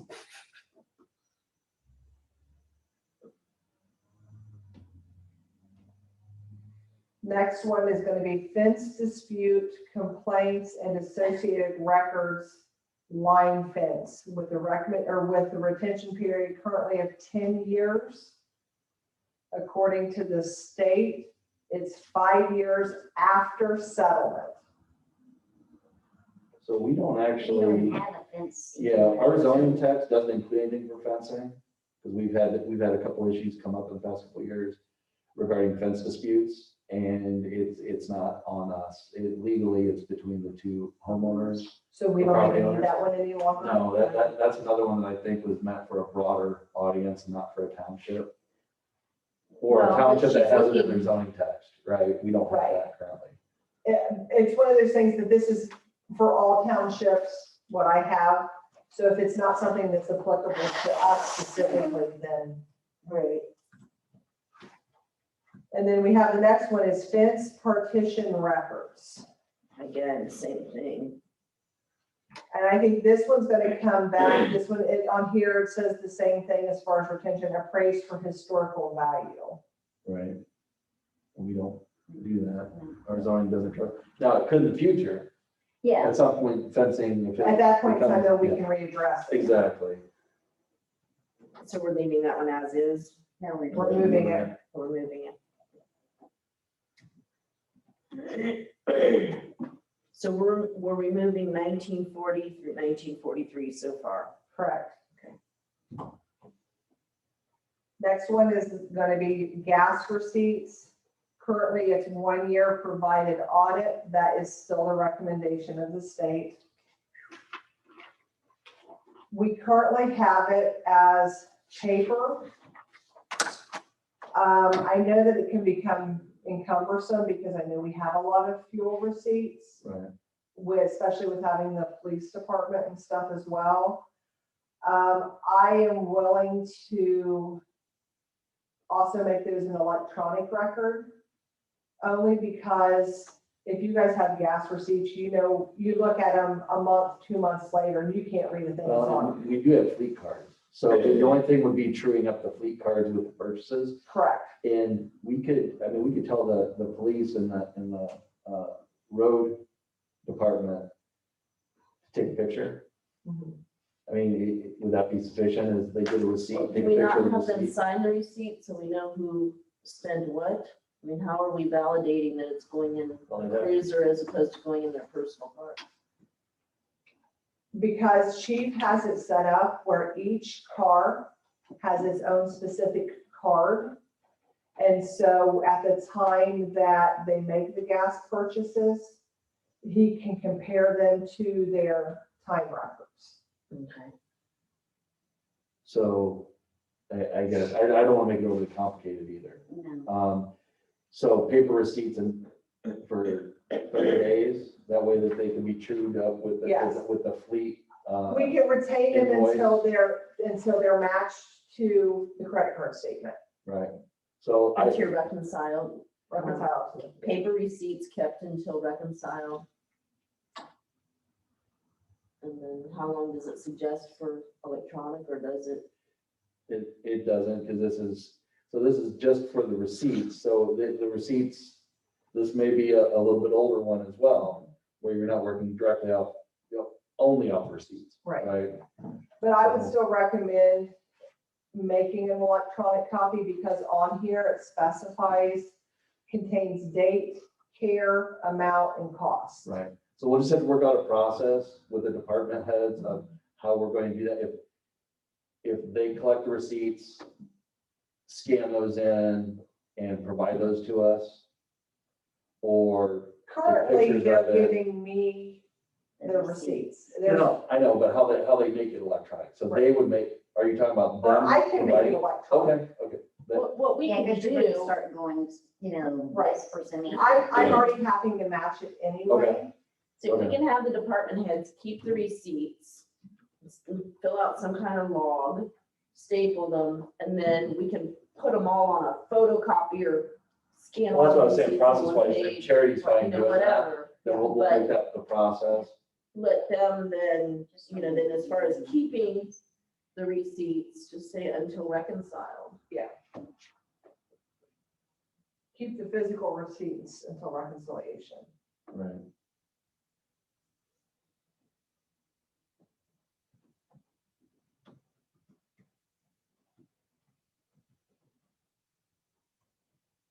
And then were you saying keep a scanned copy for a year? Yes.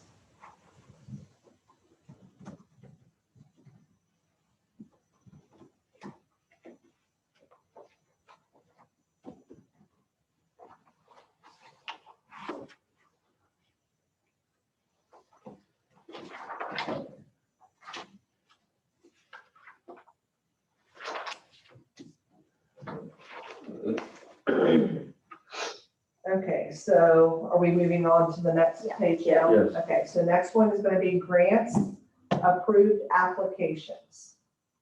Now, if we look here, if you look into the next one, it shows grants, Ohio Public Works Commission, all records. Looking at the state recommendation, there is no split in those two. Yeah, I would.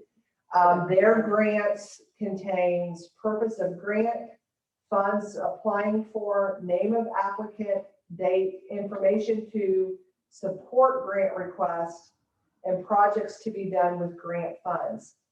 All of those, their recommendation is permanent. So I think we probably just need to move both, consolidate both of those and keep it at a permanent retention period.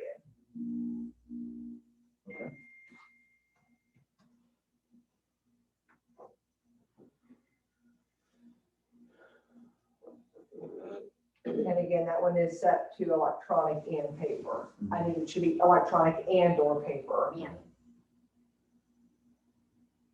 So 45 and 46 are combined. Yes. Permanent, yeah.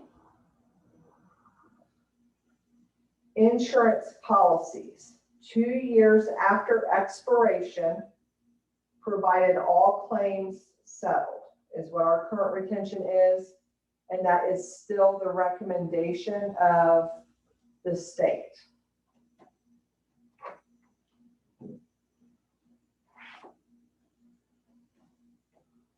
And this one, and or for paper or electronic. Yeah.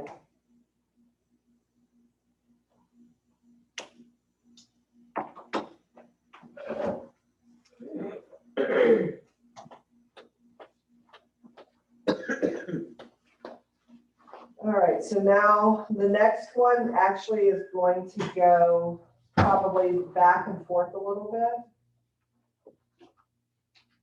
because it addresses lawsuits after the decisions, and we had kind of ran into that where the civil defense 5 years past final determination Right. is maybe just encompass. On here, it has lawsuits. I would say probably any legal matters, Yeah. not just lawsuits, but any legal matters. Right. Consolidate those two. Yes. Where was any legal matters? It was one that we did not address specifically, but it was on their recommendations, but then they put it in here under lawsuits. Okay, so that's the one that we were gonna add in. Yes. So now we don't need to add it in, we'll just put it in under any legal matters.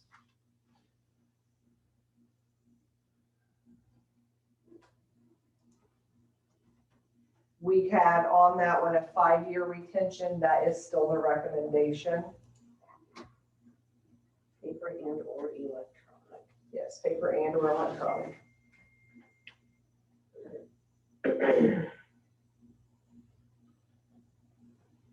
Next is leases. Currently, we have 5 fiscal years after expiration, provided audit. That is still the same recommendation by the state.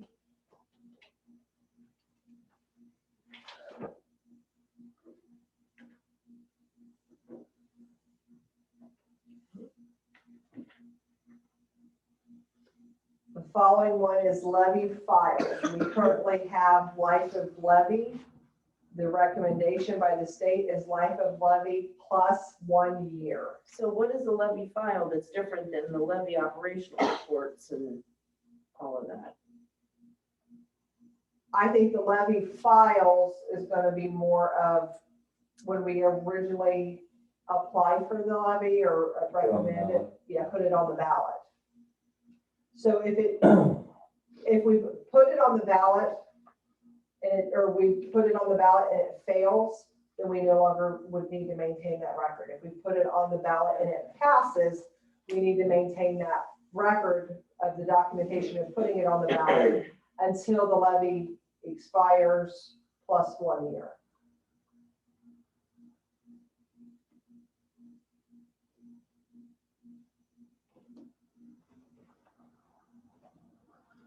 Now, the next one really isn't addressed. The levy's operational reports, budget documents, and correspondence. We have on here 5 years. It's not really addressed by the state. It's just levy files is addressed by the state. So my thoughts would be we can consolidate the two of those. I would.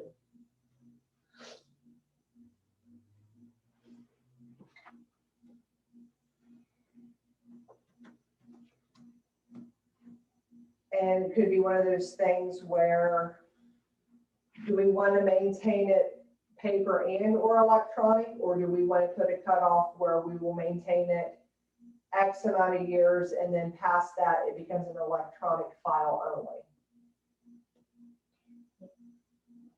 I like that one. Yeah, that sounds good. Yeah. You know, we could maintain it for 5 years. After that, it becomes an electronic file for that levy. Because if it's a continuous levy like the one that we currently have, Right. what are your thoughts down there, Mindy?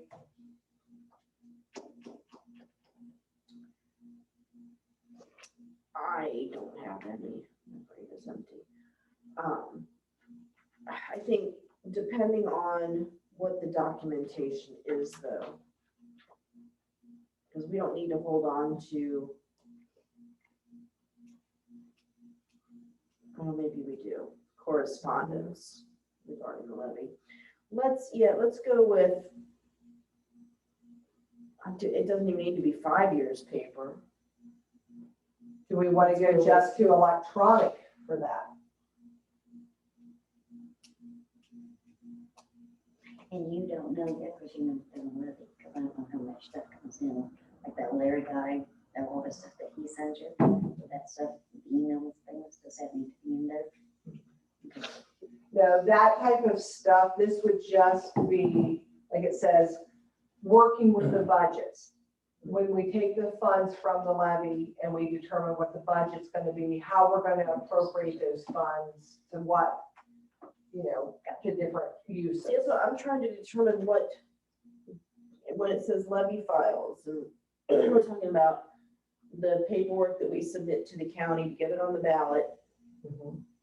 for the life of the levy. Yes, So if we do a X mil levy for 5 years, we hold on to it for 5 years, or the life of the levy is until after the election and the levy passes and, okay, so right now we have a continuous levy, okay? If we do a new levy that replaces that continuous levy, not saying that's what we would do, but if we did, that continuous levy, if it ends, we have to maintain the records pertaining to that levy for an additional year. So I would say 1 year paper, 1 year paper then electronic. and then electronic.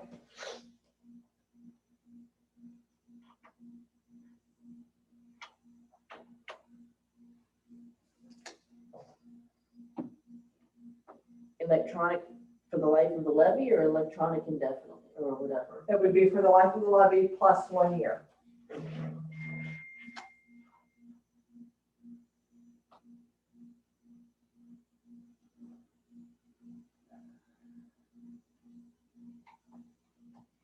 Okay, now this one, there's one on here that so far I've not seen as part of the retention schedule, but I think it's probably going to be one that's going to come up.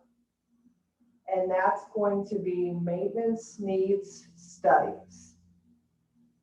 This is going to encompass equipment type, percent expected, annual depreciation, and replacement needs. That's a new one. This is a new one. It's not in what we currently have. There's nothing close.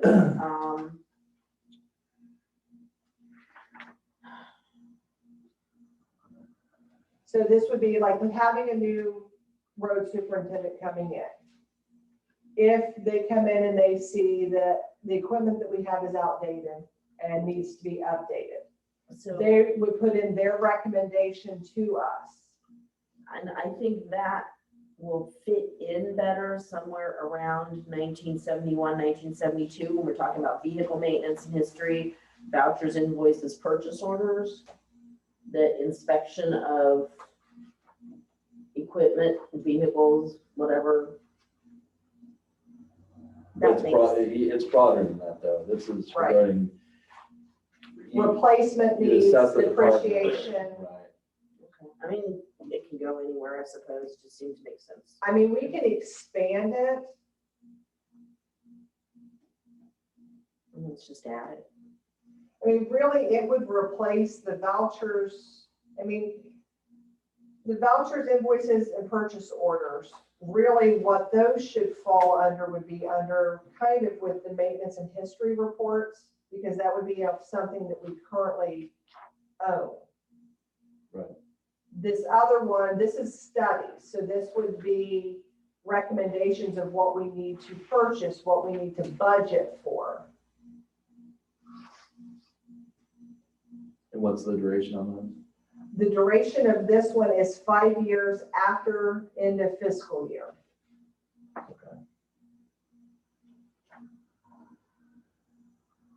Yeah, I'm fine with adding this one. I think it makes sense because we are assessing and trying to prioritize what we're gonna do for our departments moving forward.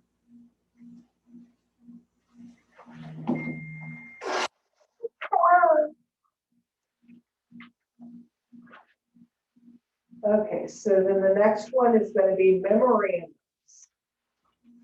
And just says, as soon as determined of no value. And that's already been addressed. It wasn't that in Wasn't it all like the other I think correspondence? that probably we could combine those. In 1934. So we're going to combine with 1934.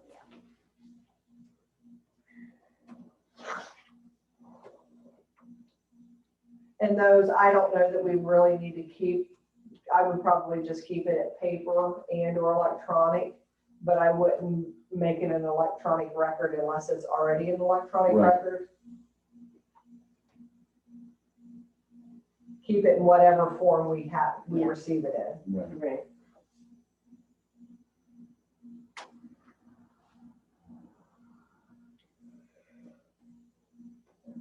The next one is going to encompass minutes proceeding of Township trustees, ORC 507-04. This is the description that's included in what the state recommendation is. Includes proceedings, election data, bonds, settlements, settlement accounts, and other matters pertaining to the township's jurisdiction. And it says it's a permanent record.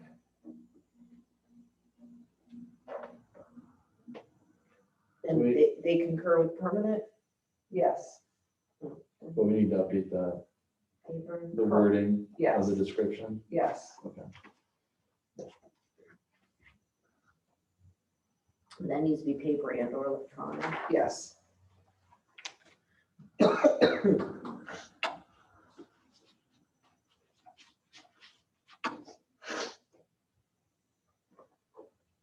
Another one that is included on here is, the next one is the official certificate or certification of estimated resources. That, I mean, there's no specifics to that. I would think that is actually going to be part of the minutes because we already provide the financial stuff with that. And once that becomes part of the minutes, then that becomes an official document. We've also got it somewhere in here about our expense journals, cash receipt. So estimated resources means what? Financial, a certificate of estimated resources, meaning what's available in our budget. I mean, that's already on here. Right, and that's what I'm saying, that's already gonna be part of the official minutes because we post it with the minutes. So I would think that that would just kind of go along with those. Right. I don't think that we need a specified separate item for that.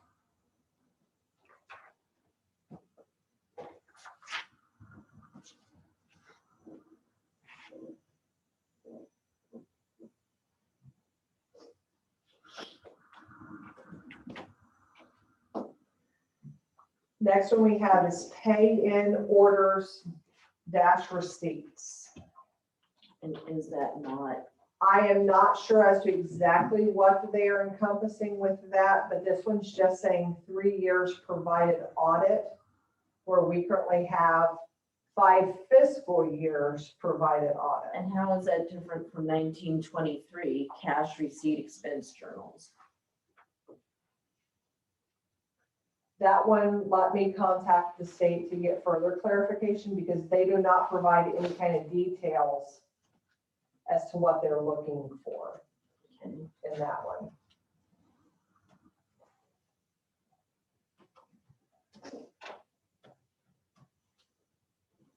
Okay, the next one we're gonna have is payroll records, OPERS, monthly reports, IRS withholding reports, quarterly 941s, state, school, and seven local tax withholding in annual reconciliation. This one says ours is currently 60 years. What they classify under payroll records with the 60-year recommendation retention is information containing about the township's employees' pay, vacation, sick time, comp time, application, and personal history.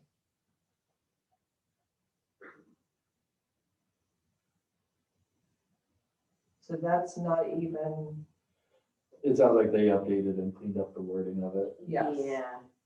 Well, and I was looking, this was last revised in 2017. So at least that's what's on Okay, at the the bottom. page. And refiled in 2019. So I'm expecting, or I'm assuming that they're changing verbiage to catch up with the times. I would just change that to that, match that verbiage. Yeah, Let's go with it. yeah, that's what I was saying. Okay. So change to state recommendation. But the only thing is that does run into the 1936 payroll records that we were talking about. Because here again, I mean, this is included within the UON.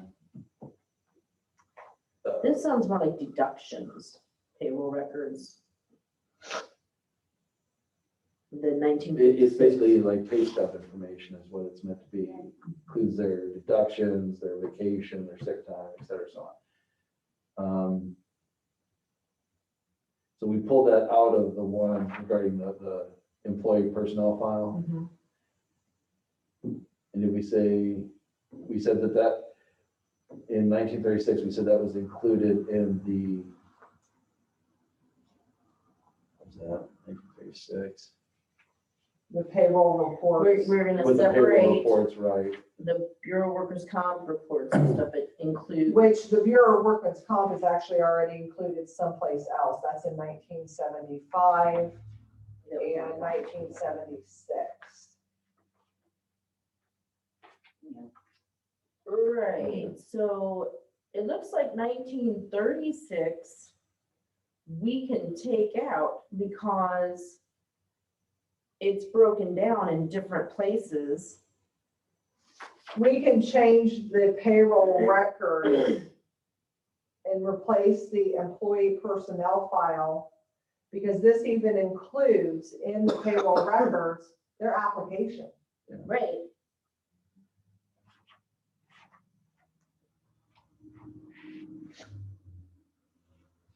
So we could actually change 1936 to payroll records based on definition on the state guidelines.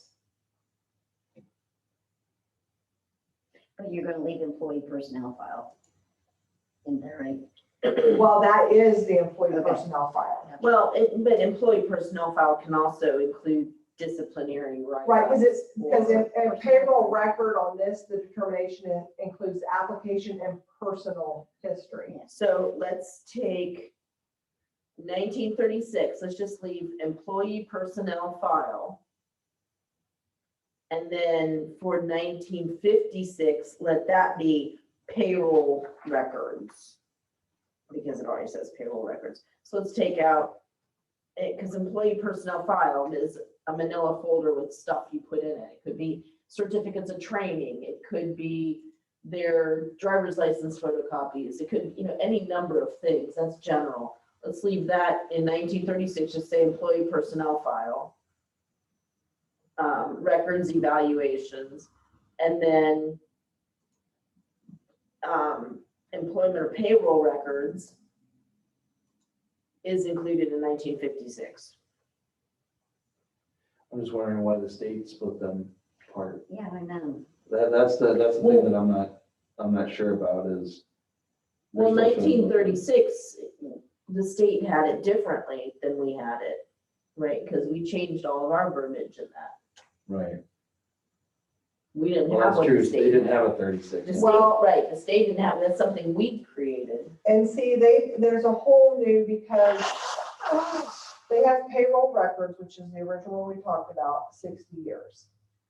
The next line item is payroll records, bi-weekly records, which would contain all payroll information, sick days, vacation, injury, social security number, and dates. And it says 3 fiscal years provided audit. Then you go down to PERS, monthly reports, public employees retirement reports is 60 years. It nowhere addresses, like, because this one says OPERS, Right. but then it goes into IRS withholding, quarterly, all that. There is no mention in the state's recommendation of the IRS withholding reports. That's covered by the W-4s. Yes. So, And that one is a recommendation of 60 years. Right. So this just has to be, the description has to be cleaned up Yes. to reflect the current state recommendation. Correct, but then after that, there's also personnel records, which contains history on current and past employees, include work information, memos, pay increases, and workers' compensation. And that has a retention period recommendation of 60 years. Mhm.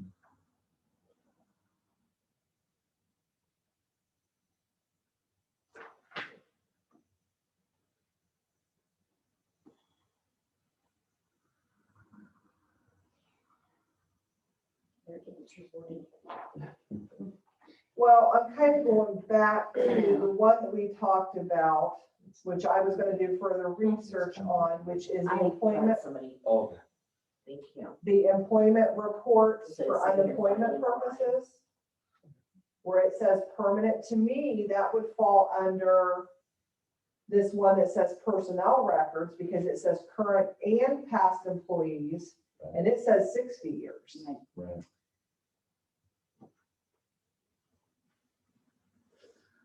Yeah, but some, that's what I mean, some of these you can start combining them. Right, Well, it looks like that's what the state did. Yeah. The state started combining them and we have them in multiple places. Exactly. So, And that's, yeah, okay, I'm good with that. I think that makes sense. What did we just decide? We're gonna go with what the state has these. well, we will, Split up. instead of breaking them down the way they currently are, we're gonna replace them with how the state has them Yes. broken down in their recommendations. Okay, that's what I was suggesting.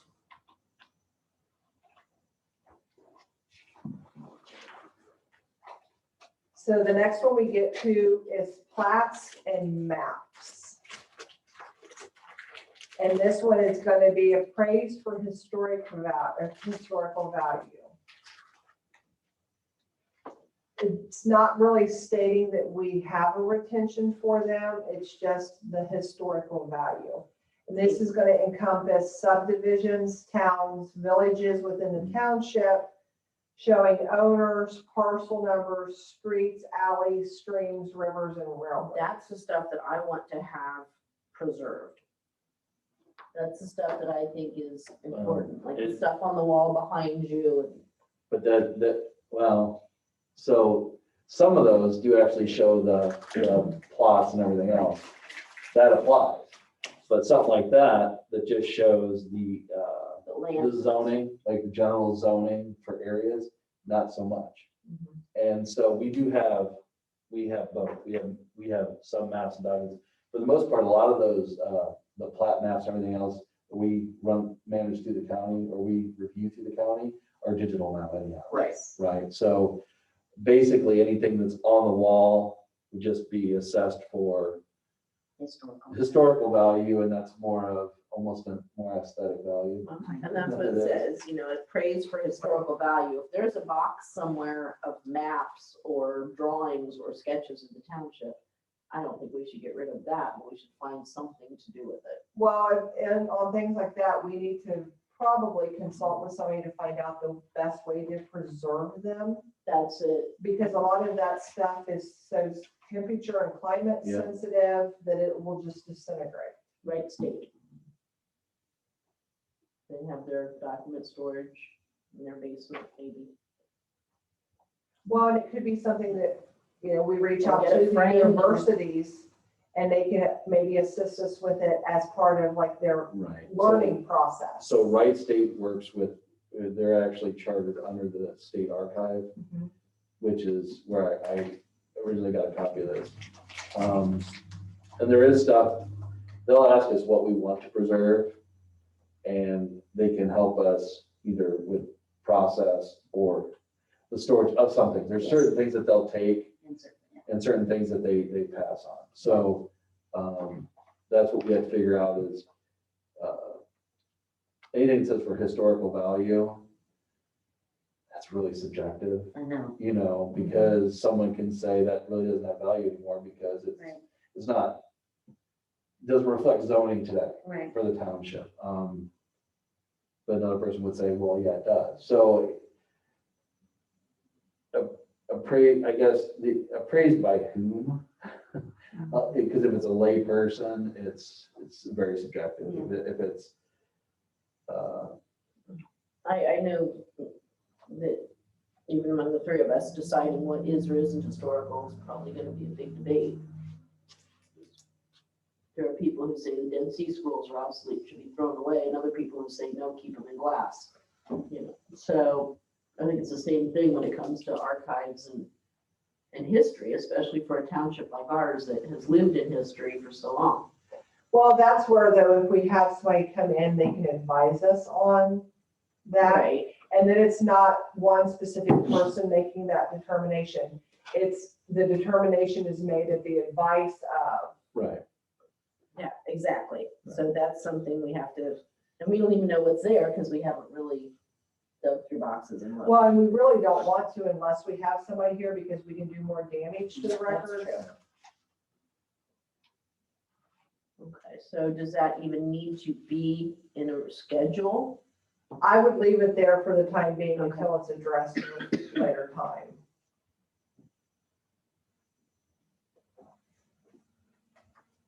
We're ready to, okay, the Yeah. next one's gonna be publication of the township. I don't know exactly what they're looking for, and that it is still part of the recommendation from the state, but there's no description as to what they are classifying as publication of the township. Newsletters? Well, is it that, or is it also stuff pertaining to the township? Because like I know at one point in time, there was the publication, and I think it's the trustees. Was the Saying- newsletter or something? Yeah, it's out there in the Yeah. cabinet, the quarterly Yeah, newsletters is that out what you're- there. Yeah, the one with regards to cleaning up the one cemetery, the archway and stuff. Yeah. So I don't know if that would be encompassed in that as well. And I know that the one thing, and this is something that I have a note on getting into later, is nothing in here reflects social media. No, Right. And that is can be considered a publication. yes, So I'm curious if the state has anything regarding separating and finding that out, or if that would fall into this bucket. There is nothing on here pertaining to social media. So that's probably something we're gonna have to consider as well as probably separately, just dealing with the social media aspect, because a lot of that is left to the provider of the platform. right, They decide when stuff goes away or whatever Exactly. else. and to me, when you say, if you describe it that way, that publication of the township and the plats and the maps, that sounds like that's something that could be combined to me. You know, like you talked about that. It depends on what they're actually defining Right, that's as what I a mean. publication is. So I'll try to reach out to the state to see if they can provide me any additional guidance Just as to clear what they're what actually is a publication. encompassing in that, yes.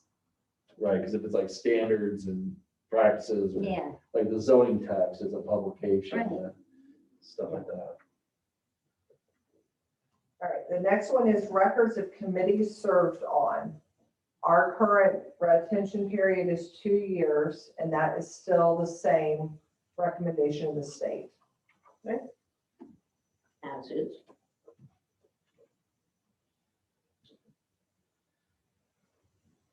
Now, there is another one on here that I do not believe is currently within our schedule. I will check for clarification on it, but I would say we're probably gonna need to add to it. And this is real estate data reproduced from the county auditor's records. So I'm not sure if that's gonna be like where we're working with the one gentleman right now, and he's providing us with like the values and stuff, if that's gonna be encompassed in that, that's something that we need to retain. Right. Because on here, that's a permanent, other than updating as available. So I don't know if that's a record that we need to make sure we're keeping here. If somebody comes in and says, hey, I want to know how many properties there are in the township and what the estimated, what the values are. You know, Right. do we have more of this value? Do we have more of that value? What's the average value type thing? Right. And that could be something that they may want us to maintain for potential new residents to the township. right. So we would have a schedule by which we would receive that from the county and then maintain it from that point forward. Yes. Well, if somebody's looking at the comps, they want to move in, we don't really have neighborhoods to have that. Right. So, All right. The next one is going to be on here as records retention documents, RC1, RC2, and RC3 forms, as well as records commission minutes. There, have it on here. I moved too fast.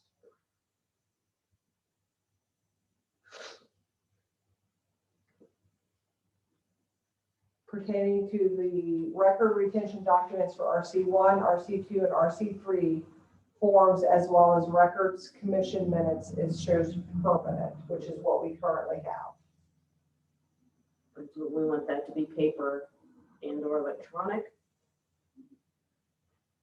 I would think that one we could probably just do electronic.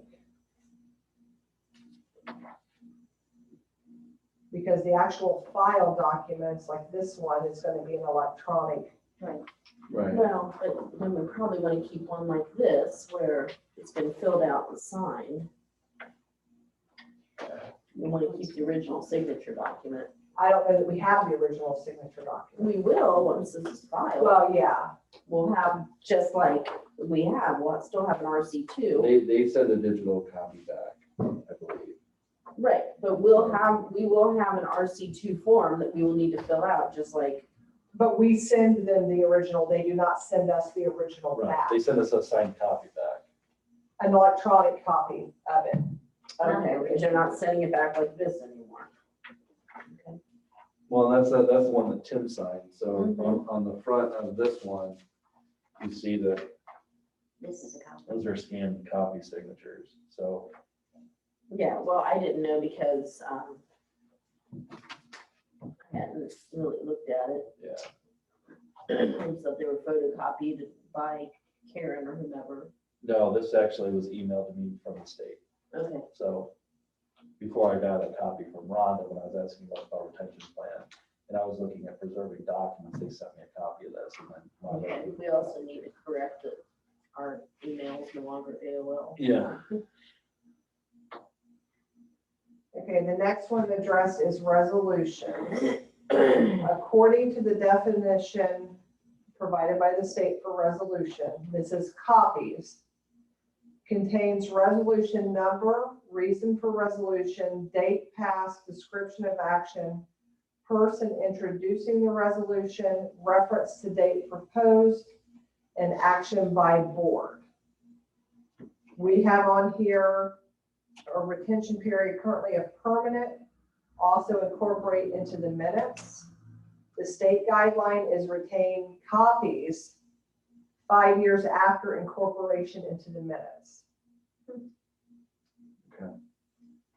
I think we probably need to give some definition, not just resolutions in it, Right, because this one is specifically saying copies. so just clean up the language in it, Yes, and change it to 5 years. yes. 5 years after incorporation.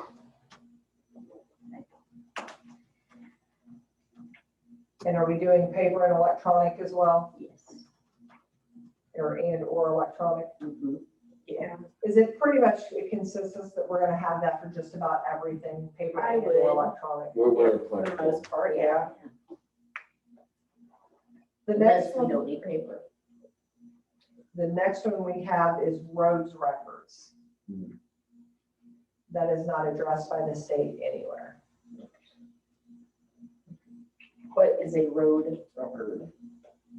And that's not even something I would be able to get from the state because they don't address it. Yeah, so Remove it.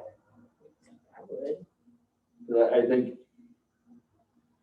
I mean, if they're looking at like road construction stuff, we keep those records elsewhere. that's right, that's Exactly. contained elsewhere, that the studies, the budgeting, The surveying, the budgeting, that's Yes. all. right, So just remove that one. yeah.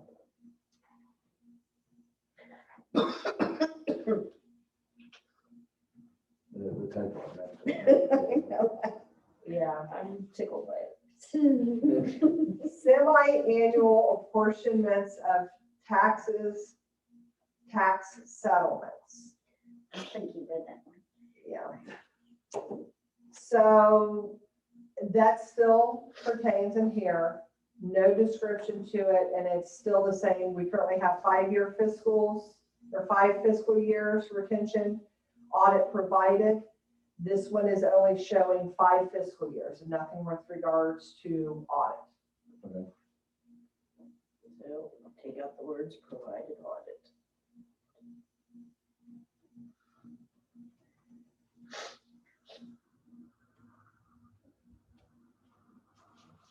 Next one is going to be sick and vacation leave records.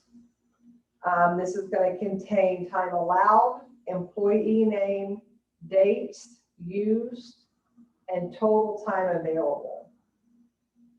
Doesn't it go with Again, how is that 1956? not already covered? Well, if we look at the other one, 1956, it has a retention period of 60 years. According to the state recommendation for just these specific things, their recommendation is permanent. See, and to me, on 1956, that should be permanent, 60 years. And we can change that. We can consolidate them and make it permanent.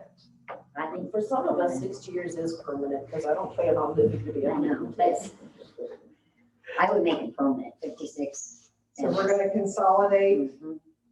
with 1956. Or no, that's not 1956. That's going to be, where was the other one? Payroll records, Oprah's monthly report. 1936. It was, yeah. Because that's addressing the 1936. payroll records, evaluations, 1936. And that one, we already have that one set to permanent. Right.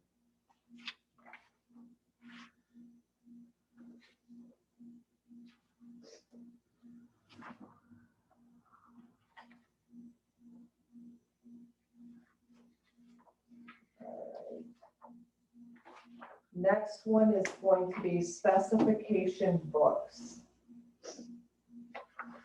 with no further detail on ours or by the state. It just says specification books. I don't even know what that is.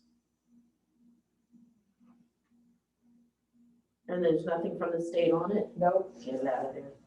Well, but it's still on the state's Yeah, the state still recommends recommendations. it. No, it is on the state. Yeah, it's on the Yeah, so state, I but thought it you gives said there's no, nothing. it gives no definition. What's it say about the retention period? is still the same as what we have currently, the incorporate one copy with contract. So I can reach out to the state on this one to see if they can provide us any additional guidance as to what exactly they're looking for.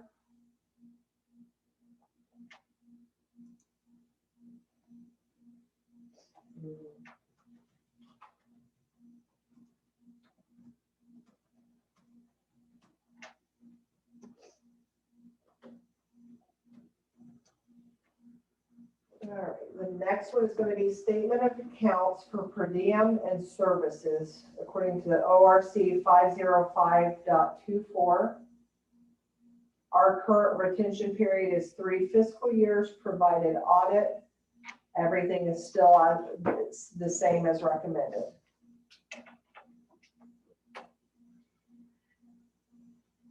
What, say that last part again? It's still the same, It's it's all recommended about- 3 fiscal Nothing years, changed. provided audit. We can keep that one as is.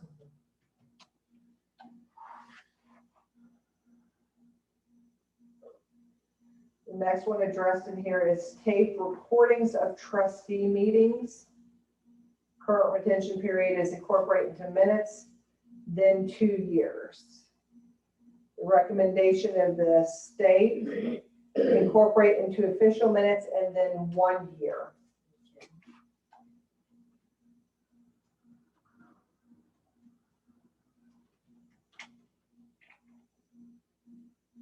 Tape recording of discipline and grievance hearings. Incorporate into personnel file and then retain 30 days after appeal. The guideline is to incorporate into personnel files and then retain 30 days after appeal time has lapsed, so it's still the same.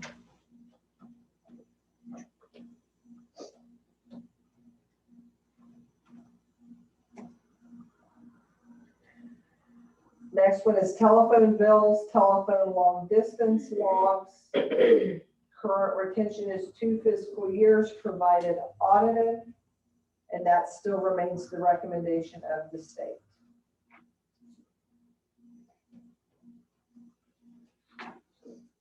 Although I'm not sure, I don't know that the telephone bills give out descriptions anymore of the long distance I logs. don't think there is any long distance anymore Yeah. because it's all satellite.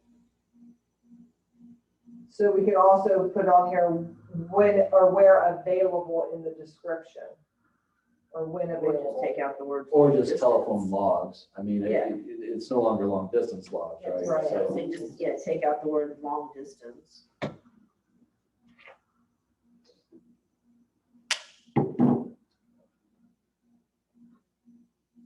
Next one's gonna be total wage and salary reports. I think that's gonna fall again under the same. Well, this is, okay, this is gonna be a little bit different because this is gonna be what's sent to the auditor, the county auditor. Is what the further description Yeah, is the on there. description. And this is the total report, probably for each department and the township as a whole. Yes. So we need to add the wording, report sent to county auditor. Our current retention period is 5 fiscal years, provided audited. According to the state recommendations, it is 5 years. Nothing about audit. And nothing, it's not fiscal years, it's 5 years.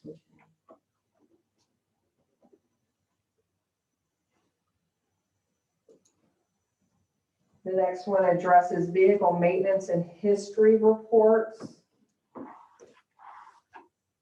This one, the description provided by the state is lists vehicle, type of repair, date done, mileage of vehicle, dates of oil changes, and name of person doing repair, etc.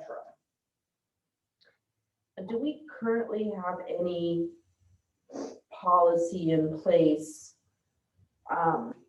for checking these vehicles regularly? We don't have like a vehicle check, which is how the truck was driven without oil for so long, I assume. You know, one of the things that we talked about doing with the new superintendent is maintenance schedules, logbooks with vehicles and stuff like that, so. Right. Yeah. I would just put Monthly in the language on vehicle that. check, and these are the reports that we would hold on. Well, to. this one doesn't even have any language. We need to add language to it.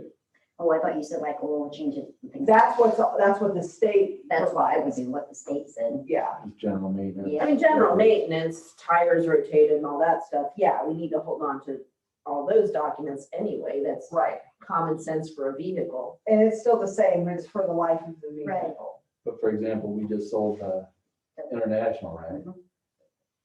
Yeah, So we they'll don't find need to those hold on to records and those dispose of records. those because they're no longer required to be held on to. There was no records. Well, Mm. understood. So, Okay, so pretty much we're just gonna add to the language on that one for the description based on what the state provides.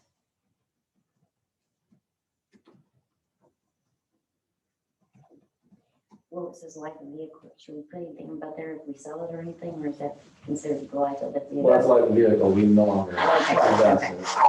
Those records, in all essence, we would pass on to To that the person. next owner. Yeah. Vouchers, invoices, and purchase orders. The current record or retention period is 4 fiscal years, provided audit, and that is still the recommendation of the state. We have a separate line item next for W-4s. W-4s are That's listed the right way. are listed in here, and it's just that thing, until superseded or employee terminates. It just would be part of their So we need personnel to remove file. that from But the then other we- areas. Because the W-4s were listed, we thought about putting that in its own previously. We can leave it with the other, with their personnel file. Right. Yeah, I mean, we don't need a whole separate thing. Chances are, based on the evolution of the state guidance, you can see how stuff was then broken out. Yeah, So this was appended and never duplicated through the document, so. right. And then the next one addresses W-2 form. We currently have a retention period of 4 fiscal years. And that is still the recommendation of the state. I almost trying to think. That would be about right, because that would be when we issued their W-2s, but that would still should be well, I guess we wouldn't necessarily put it in their personnel file. No. Those would stay. And in those Those stay are, together and Yeah, those are separate. stored as electronic. yes, So I would change that from paper. to paper, electronic. just to electronic, Right.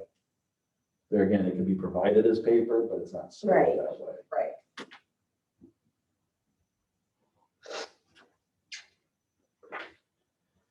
same as the next one, BWC keeps everything online now. Right. And with that one, the workers' compensation claims, we currently have 10 years after final payment. That is still the same recommendation of the state. Change that to electronic though. I don't think you can even file that with paper anymore. No, So workers' comp claims and workers' comp monthly and annual payments are two different things. workers' comp monthly and annual payments that we currently have with retention period of permanent is not even addressed by the state. Yeah. Well, it's covered by our other reports as well. Correct. Okay, So we can remove that out and make that part of the other record. Right. Right.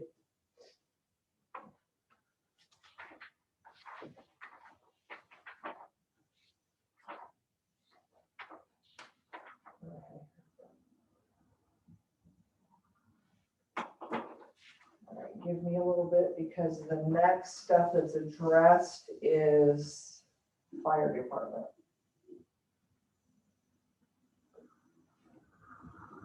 Is what? Goes on to if we have a fire department. Oh, we don't, yeah. Yeah. we can- So A lot of she's that we can skipping. skip.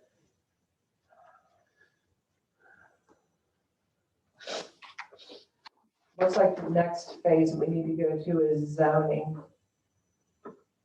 What's this application for conditional use? Is that? That That's would gonna be be, under zoning. that looks like, yeah, it looks like the rest of this. It kind of follows along. I was reading the state's website. There's a lot in there that doesn't pertain to us because we don't have everything that it encompasses.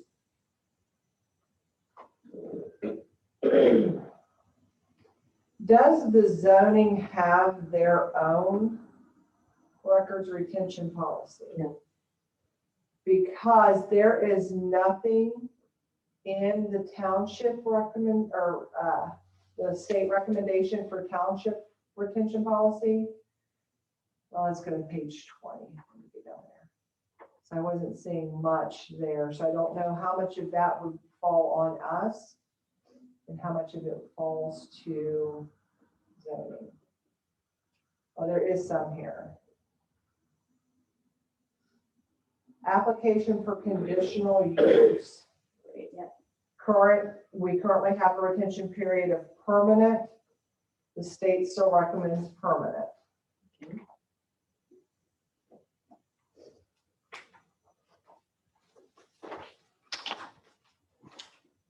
Next one we have is Board of Zoning Appeals case files. We have it as permanent. That is still their recommendation. I'm trying to look ahead a little bit because I'm not seeing.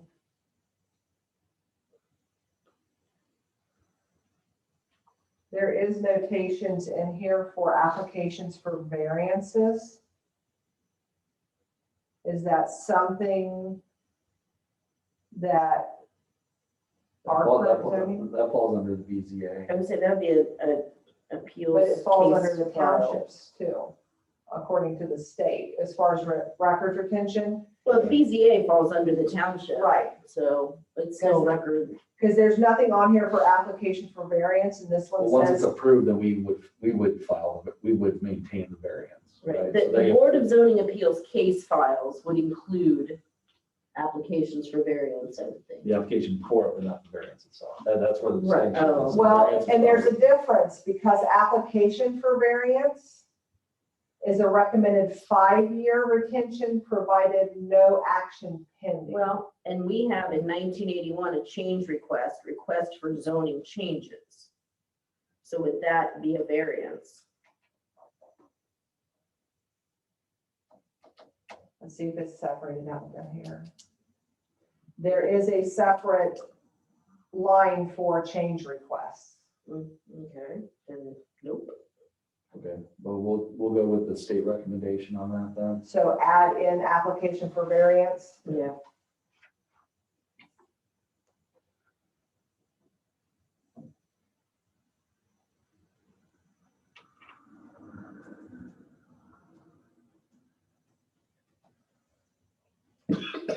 Okay.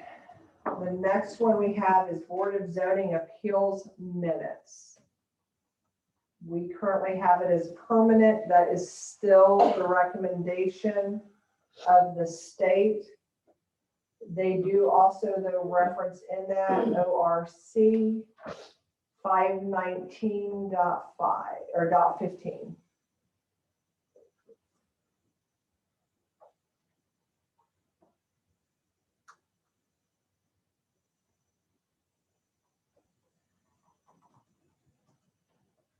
Next one's going to be certificates and plans, certification of zoning approval. Our current retention is permanent. That is still the recommendation of the state. Change request for zoning changes. Our current retention is 5 years, providing no action pending. That is still the recommendation of the state. Complaint forms currently is 5 years, provided no action pending. That is still the recommendation of the state.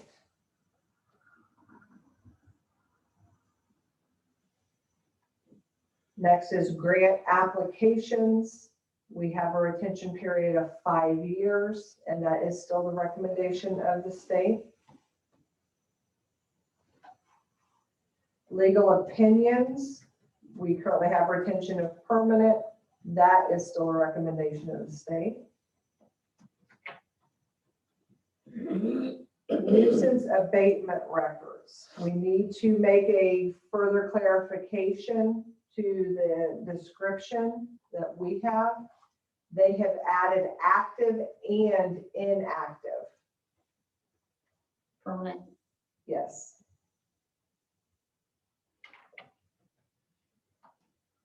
And that is still the permanent recommendation.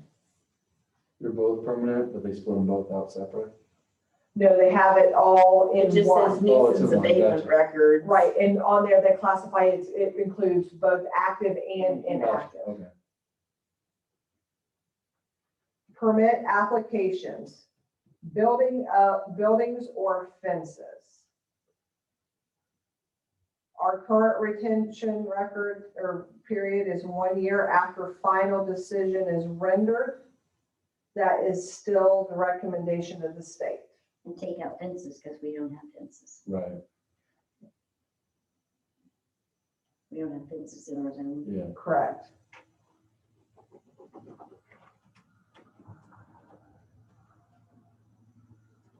The next one is permit application. Ponds, application for zoning approval. Current retention is 1 year after final decision is rendered. The state recommends the same.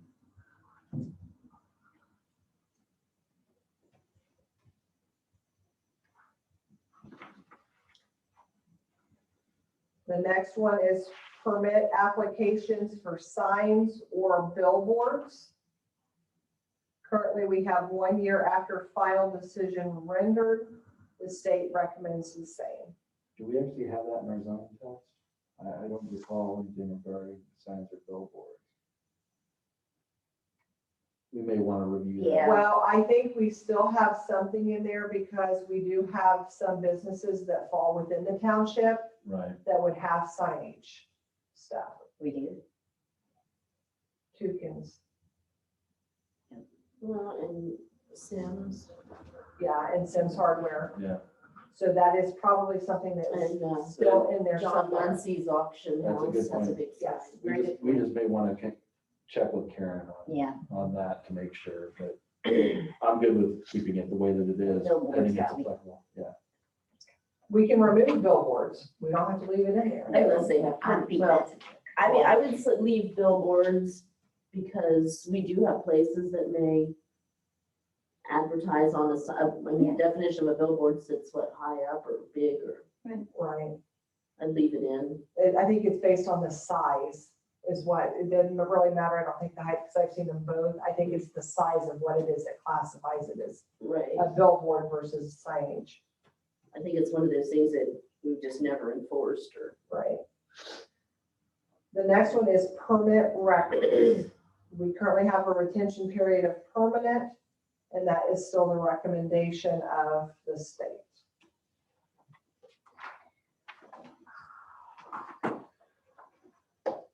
We probably have to change that to electronic. Because we're not gonna keep a notebook of everybody that's applied for a permit anymore. I mean, I think most of them pretty much, I think they had a consensus of at least it will be and or. Right. You're like, yeah, Yeah. It's just some of the stuff capping us what we actually have a paper record of.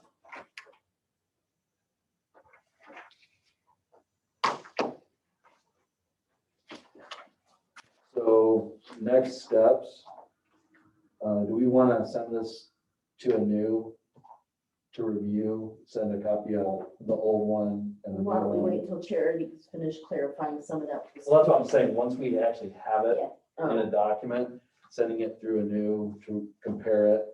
And then once that's gotten a thumbs up to make sure it's good, then we can actually discuss it in the board of trustees meeting and vote on it. Because we will need to submit that along with the RC paperwork as to when it was approved So. Yep. Those are the next steps.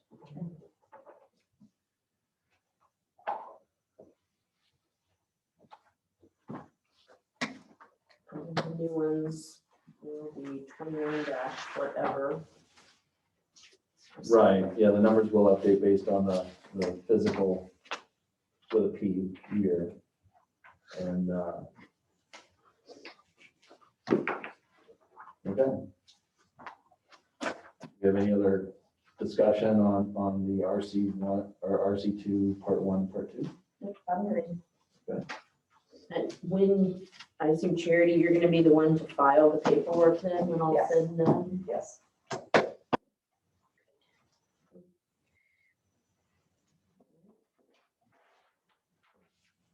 Anything else? Okay, I will make a motion that we adjourn. Second. No. Go ahead. Trustee Mears, Yes. trustee Wynn, Yes. trustee Hartshorn, Yes.